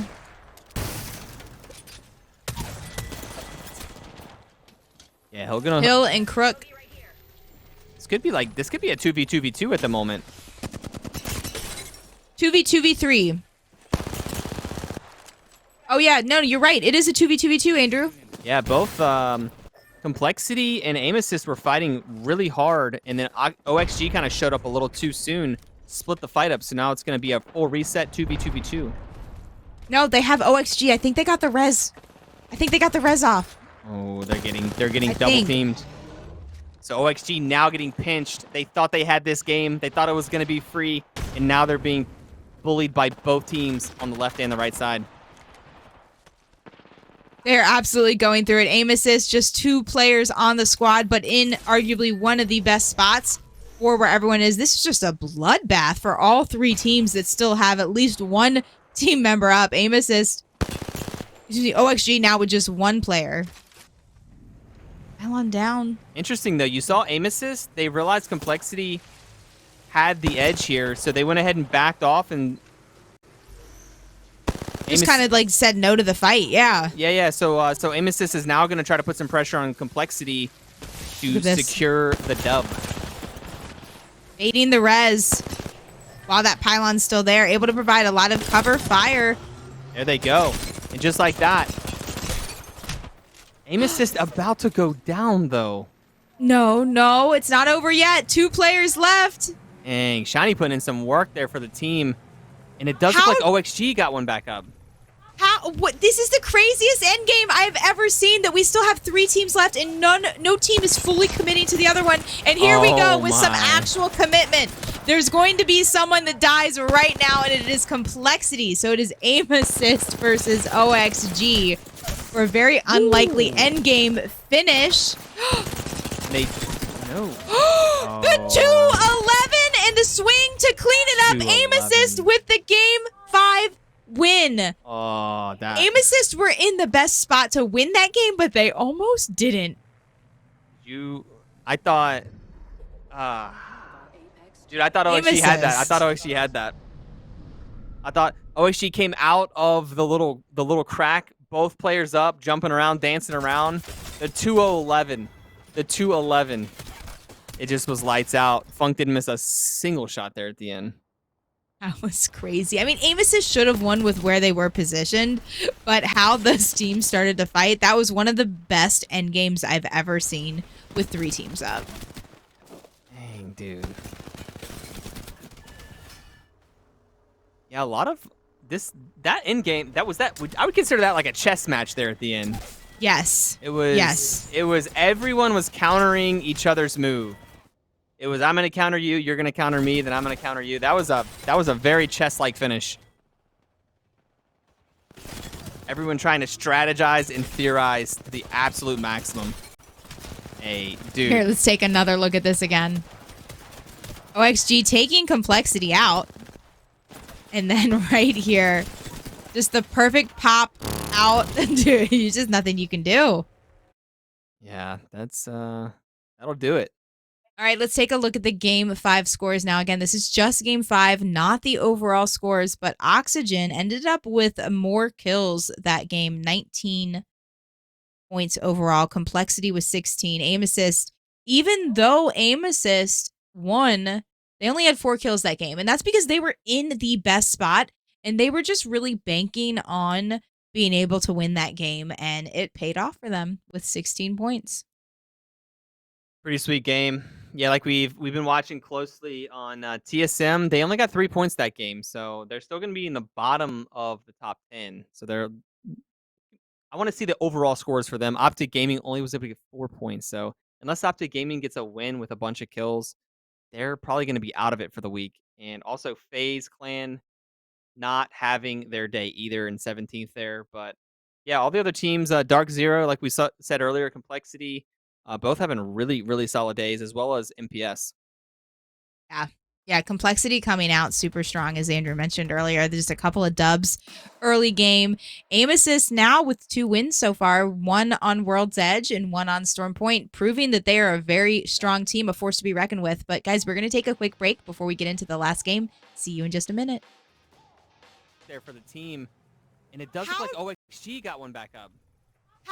This is the craziest end game I've ever seen, that we still have 3 teams left and no team is fully committing to the other one. And here we go with some actual commitment. There's going to be someone that dies right now, and it is Complexity. So it is aim assist versus OXG for a very unlikely end game finish. The 2-11 and the swing to clean it up. Aim assist with the Game 5 win. Aim assist. So many other teams have made their way over to Lava Siphon. I see ESA on the other side by the train tracks looking at all the chaos go down as Optic Gaming are on top of the building that TSM were fighting in. Here comes Skittlecakes now opening things up, breaking down the doors to the black hole, and now trying to take a different angle. Are struggling to actually unseat TSM, but have caused some havoc. Hal eats a lot of damage going back up to the height, and Optic Gaming are still looking for angles that are becoming even more available as they shepherd everyone onto the second floor. Skittlecakes has a good angle on this horizon, gets immediately challenged by Hal and whips out the charged rifle to try and finish him off, beginning the end of Optic as they lose Dupe as well. It's got to be Knock that clutches this up. He finds the first knock onto Hal, lays down some good damage on the low ground, but it's Reps and Verholst that are left alive, and it's just a 1v1. Our 2 Valkyries, Verholst and Nox going up against each other. Verholst goes down. Reps comes up behind him. Optic clutch this up just in the nick of time. All right, hello and welcome back. We are His and Hers Live. We are Andrew and Juka, and we are almost done with tonight's qualifier. Almost done. Andrew, let's take a look at the overall scores. Do it. Yeah, Complexity Gaming remains on top. Really solid performance out of them today, and 74 points to boot there. MPS, aim assist, in a dogfight for second place. Both playing great. Obviously, both qualified already. All they need to do is get top 10 today, as the finals are tomorrow. Dark Zero also pretty sturdy. OXG, CLG, TSM with 29 points. Let's see. 11th place, 12th, 13th place, all 25, 22, Oh, that is 22. close. So Oh, this last game is going to be a spicy close one. We have so many teams that could just squeeze into the top 10 here. Some teams are going to be heartbroken. Yeah. What we were looking at earlier, no catalyst in this lobby. Only catalyst we saw was on World's Edge, which makes sense. You know, catalyst with the sealing of the doors and whatnot, probably more of a beneficial thing on World's Edge. As we do drop again, we're going to be watching the mill. Optic Gaming needs a huge game, so it's going to need to start here at the mill as both teams are going to drop on the center bins and duke it out. And that is actually a really interesting point someone brought up in chat. And you know what? I would have to defer that to the admin to decide. But if XSET does qualify, I guess it would go to the 11th place since XSET has already qualified and will be playing tomorrow. But I will let some admin respond on that because I do not want to speak incorrectly. And we are immediately going back to the mill. Dark Zero looking for some revenge. They're opting to not take the center though, Andrew. That is definitely going to put them at a little bit of a disadvantage. But you know what? Sharky said, what disadvantage are you talking about? Look at this 128 with the iron sight bone stock scout. Almost getting an entry knock there. That would have been absolutely huge. But they do have really good entry damage. Now they're going to push up as Zane already on the roof. And we are going to get some height here as, yeah, it looks like Optic going to go. They're going to go hand in hand as they loot this mill building. Does look like FaZe is already in the side buildings. You can see FaZe over there. So FaZe within about 100 yards for a super easy third party. So I'm not exactly sure how this is going to be beneficial for either team as Dark Zero is on triple whites. Yeah, and Slept On, I do see, did end up going down again. Also, they've been losing wherever they've been contesting. So not a good fight for them. Dark Zero's point of view, and you know what? They might not have the better shields, but they are playing really aggressive, really strong, and super, super tight together. They do not want to lose this fight. Wow. Wow. I'm surprised any of those shots hit. That was nice. Popping the smoke. They have the advantage. All three players still alive on Dark Zero. Jen Burton. Sharky is just dominating this fight with over 300 damage. Jen down to the hands of Skittle. They are low. Sharky down as well. And what was the advantage is now turning for them. FaZe. And FaZe is here. Yeah, we saw Optic FaZe. Gaming eliminated. No points for Optic this game, and they are not going to qualify. Did they not see FaZe down there? I don't FaZe know. landed right in the buildings on the low ground, so FaZe was immediately there. I don't know. That was unfortunate. And I guess, yeah. I guess that was super unfortunate. And FaZe showed up so fast to that fight. Yep. FaZe looking for some points. Like we saw, I think FaZe is in the bottom 5 right now, so just trying to make a miracle happen this game. And off to a pretty good start. They got probably 4 or 5 kills there.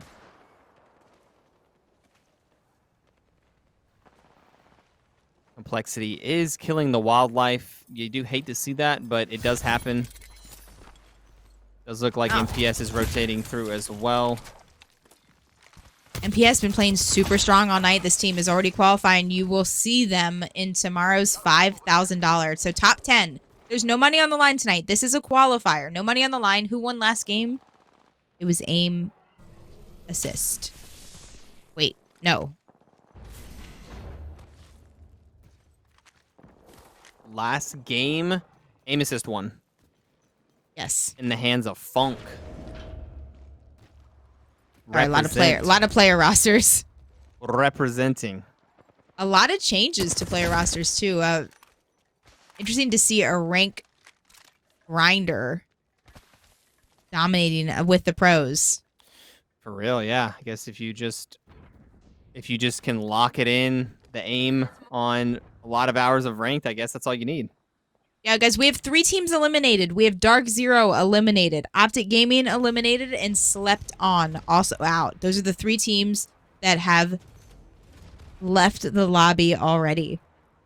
Complexity is going to go ahead and make a big rotate in with the Valk, and it does look like we have FaZe fighting on the building over here. It does look like FaZe snipe down is going to go down. They need desperately some KP here. They need a massive game FaZe is going to be up against a 2v3 scenario here. Is Rand with Mercy, Crummy, and Amigo going to possibly take out FaZe here, which would be quite a victory for Team Rand, as they are certainly not established. Yeah, they got sniped down, fully eliminated with the ult. So he is out. One player knocked, though. Crummy, so the this last is one up. This is turned around. Can Crummy clutch this? He's going to get sent by both sides here. Wingman shots. We need one more shot to connect. And wait. Third party. FaZe oh, no. Oh, no. X set with the 3P indeed. You hate and love to see it. I mean, so many 1v1s today we didn't get to see because the third parties are just so fast.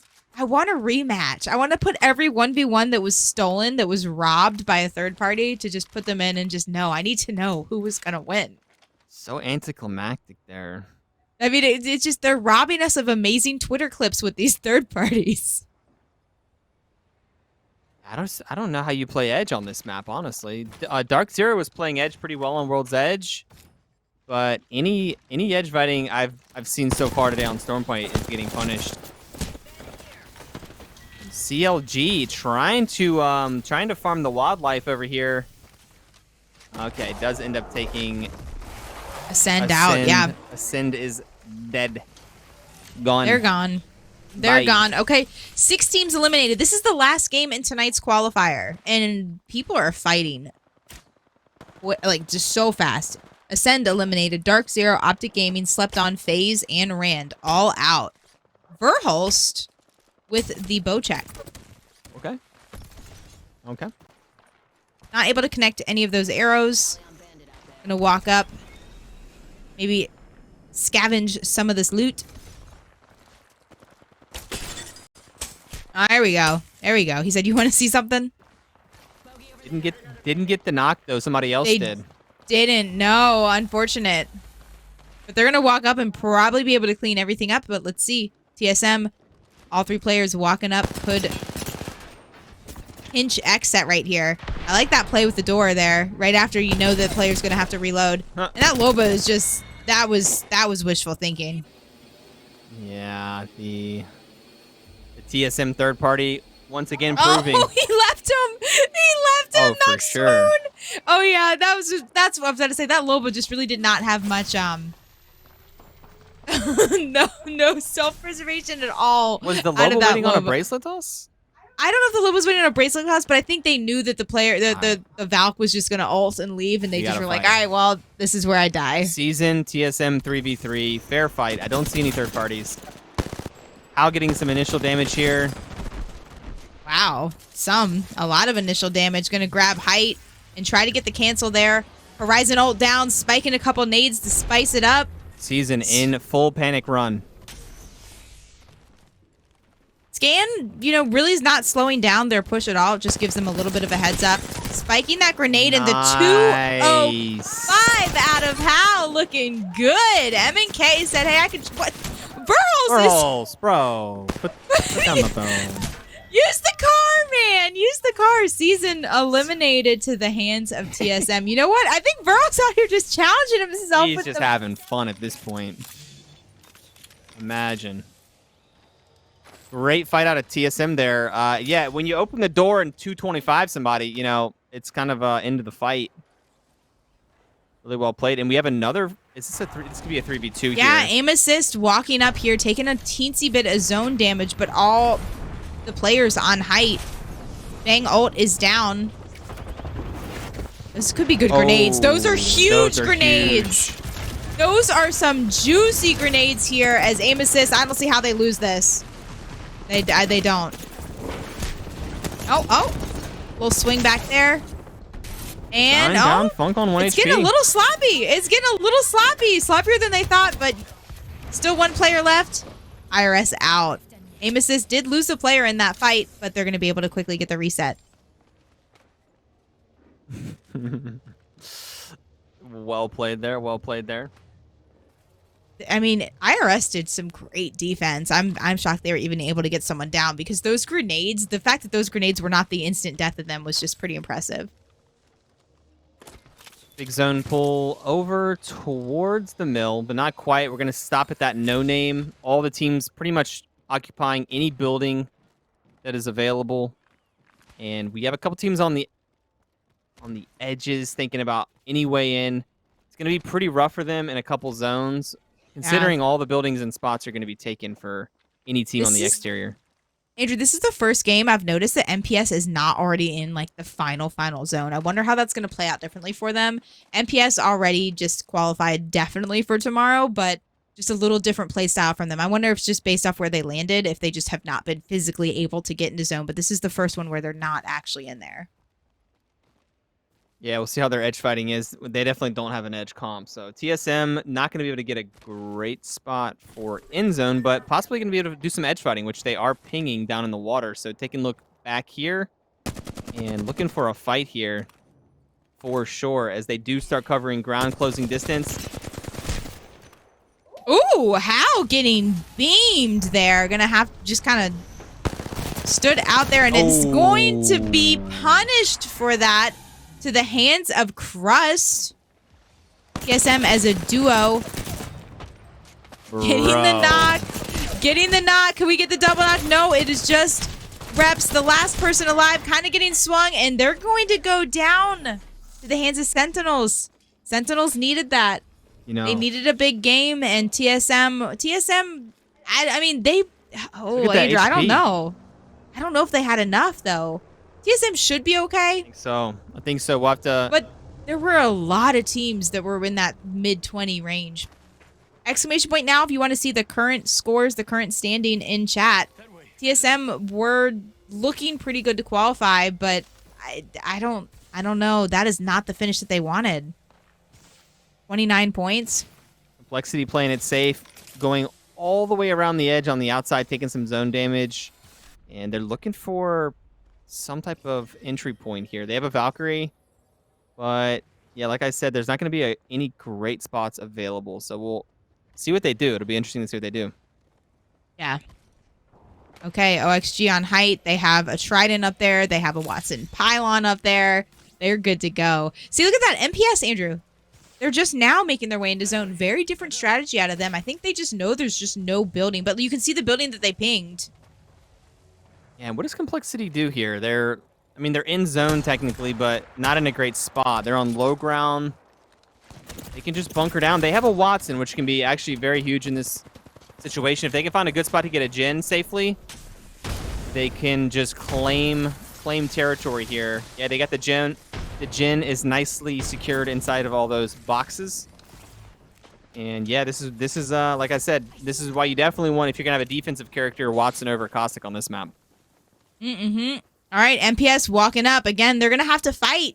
They're gonna 100% have to take this fight, as they're gonna try to hold low ground here. Pow. Ooh, get behind that wall. That wall will provide complete cover for those grenades that are on the opposite side of the wall. And Man is trying to find a safe space to hit a couple of cells and heal up here. And I like this corner they're in, but they are so vulnerable without a Watson on their team. They are vulnerable to Horizon. Once again, this is their this is game plan number 1. Throw the wall down and throw a Loba ult right in it. And they've been using this pretty well all day and fighting out of that area where they can potentially pull armor swaps from the Loba ult as well as any other, bullets, grenades, whatever they need. But this is about to go down. All 3 on the seer scan. They're super vulnerable for the next 5 seconds. I don't know if Vayne has his Horizon ult. That could be very bad for him. Speaking of very bad, aim assist going through it right here as they are about to possibly lose one of their team. No, there's no way you get that. No, he got this. He got the help. Ooh. No, he's down. He's down. Yes, this is a qualifier. Top 10 from tonight will get to continue on in the $5,000 final tomorrow. This is a entire series, though. This is a 6-week-long series that has qualifiers and $5,000 finals.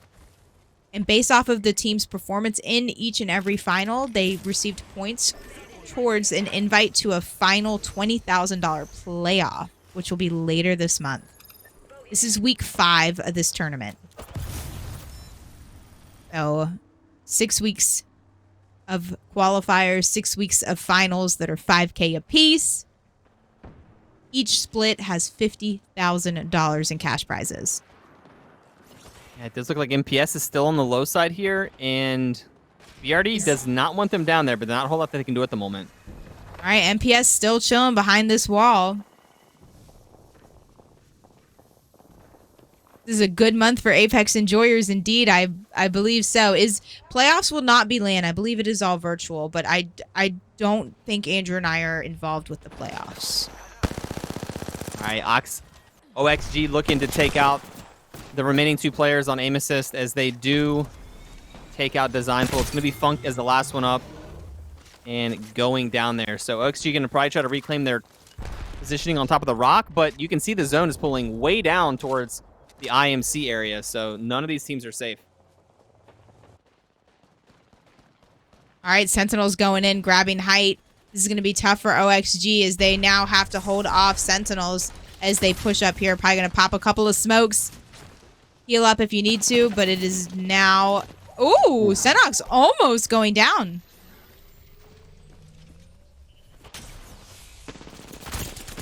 Yeah, we'll see here as OXG does reclaim the height. Sentinel's now exactly in this. Oh, and that's a fall. I don't think that was on purpose. Crook falling down. Oh, no. And that was tragic. Very sad He to said, see. oh, that's a fall. That's a fall. Slipped right off the rock. And this is going to be no. OXG. Going to go out because I don't think you can... Well, there's that third party potentially taking shots from the side. It's going to be a 2v1 here as we do have Aiden the Destroyer and Sinox versus Enemy. Enemy did regain the high ground, and Aiden going to cover while they res. Aiden also has the tactical so they can get up on top. So unfortunate fall there from the Crypto. Apparently the edge was just too slippery. It happens. It happens even to the best of us, as Sentinels are going to go ahead and take height back over again and be left with a juicy pylon that had a lot of health left on that shield regen ability. Wait, were they split? Or is that a solo? Solo. That's the only person left on OXG now. Okay. You know when you're hiking and you like slip on the moss a little bit and it's like, you know, you get like that's what just happened to that Crypto. So sad to see. I mean, yeah, but usually you don't die. Yeah, he died. Man dead. Stupid analogy. All right, spiking a couple of arcs down there. Those are pointless arcs. Now you throw your arcs. You got to kill that thing first. They're going to slide on in, take a little bit of zone damage. The zone stings. The zone stings as they are now paying for it. Complexity winning that, able to hold it off, and Sentinels eliminated. Yeah, Complexity. Oh, that tack almost killed Complexity. I don't know if you can see it on the side of your screen. That was almost the juicy missile. CLG trying to take advantage of this. They know Complexity's in big trouble. Charge Rifle doing so much work from 300 yards away, and it does look like Complexity No. will not be able to recover if CLG can make it over there somehow. And I think CLG should probably just go ahead and push this. I don't see any teams. But look how far out in the open. But you know what you can do? They can just triple stack behind a tactical if you start getting shot at. And that's why Newcastle's so good. Hopefully you can just quickly grab a red shield, better than what you walked over there with, and now punish whoever was just shooting at you and said, hey, I didn't like that. I don't appreciate that. That's a gun. And that is Abrelelli on the Charge Rifle. Hey, if you're going to play MNK, you might as well just use that Charge Rifle. Hey, you tell Rambo that, Andrew. Rambo, one of the best charge riflers in the pro scene. Let's see here. Everybody pretty well bunkered in. It's going to be... All right, let me tell you guys who we have left, because we're down to the final 7 teams, I think. Final fights of tonight's qualifier are about to unfold. We have Complexity alive. Hardly, but partially alive. Nope, Complexity dead. I spoke way too soon. Complexity is eliminated. We have bots, BRD, CLG, LNW, MPS, and some nobodies. MPS playing a little bit more edge than they have been playing all night. And they're paying for it. Madness getting the Arc Star. Going to go down. MPS eliminated. Yeah, both teams there. 5 teams left. it's so hard to take a fight in game like that. It's almost impossible to make it clean, and then you just get third party and die like that. But CLG is going to go ahead and push into the IMC here, taking tons of Arc Star damage, and it is going to be bots holding the interior. Definitely in good shape right now as bots do pull out with the PK. First PK action we've seen of the day, and paying for it. You need to stay inside with that PK. Back onto the roof, and it is going to be the Volt. Himothy on the low ground. So many of these teams need points. Huge wingman shot to clean up and take CLG out there. Great playing out of bots. BRD, bots, and some nobodies. Oh boy. As teams up. Pulling the res, committing to that res.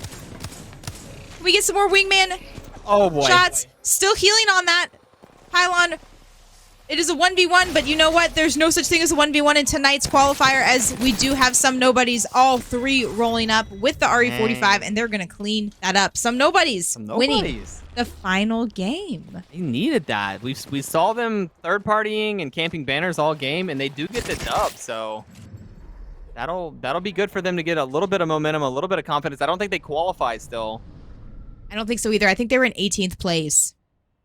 Really spicy fight there at the end. That zone is pretty rough for all the teams that were in the buildings. Yeah. But Andrew, like LNW being alive that late, bots being alive that late, they were some teams that were in the middle, so they needed those points. That could be good for them, and I don't know if TSM had enough to qualify. They had 29 points. LNW bots, I don't think had that many points, but I don't know. I don't know. And that's why I'm just casting and not doing the calculations. So we'll see here in just a minute which teams did end up qualifying, but that wraps it up. That wraps up tonight's qualifier, week 5, split 2 of the Oversight Hyperlux. I do want to say thank you so much to Hyperlux. It has been so awesome being involved with this series. We hope to be more involved with it as much as possible. Thank you guys for allowing us to be your casters tonight. We were casting just the qualifiers.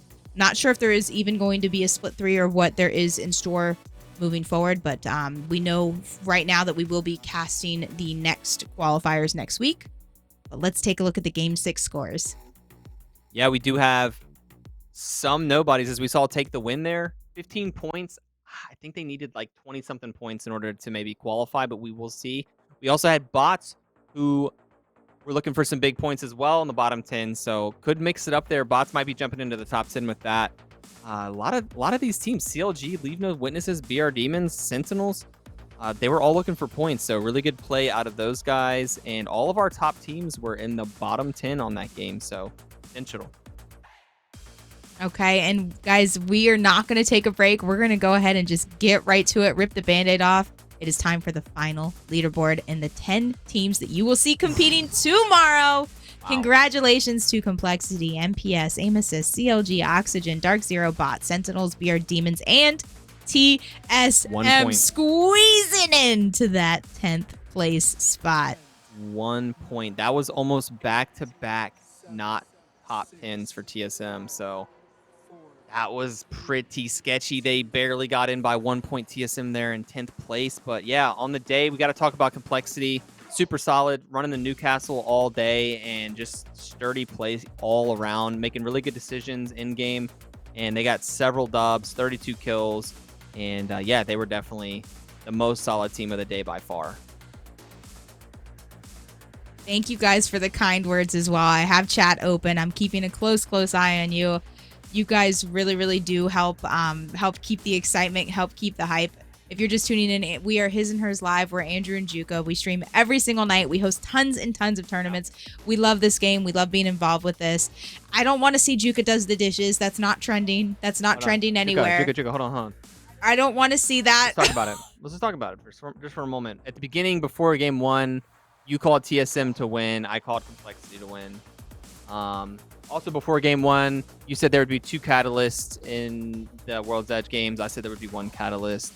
So, I mean, everything I said came true. And you said if I won that you would do the dishes, which we had mentioned, double full of dishes right now. Just, I'm going to be recording a video of you doing the dishes. And this wraps up tonight's broadcast. We're going to go ahead and say goodnight, and we'll see you guys later. What? Thank you, everyone that tuned in. Yeah, we're out of time. Whoops, we got to go.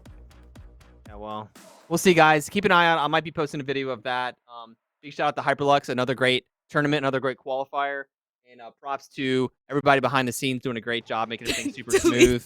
Delete the VOD. Tune in tomorrow, guys, for the finals. We won't be there, but hope to see you guys there. And that's going to be all for the day. All 6 games. Hats off to Complexity. Well played. And we'll see you guys next week.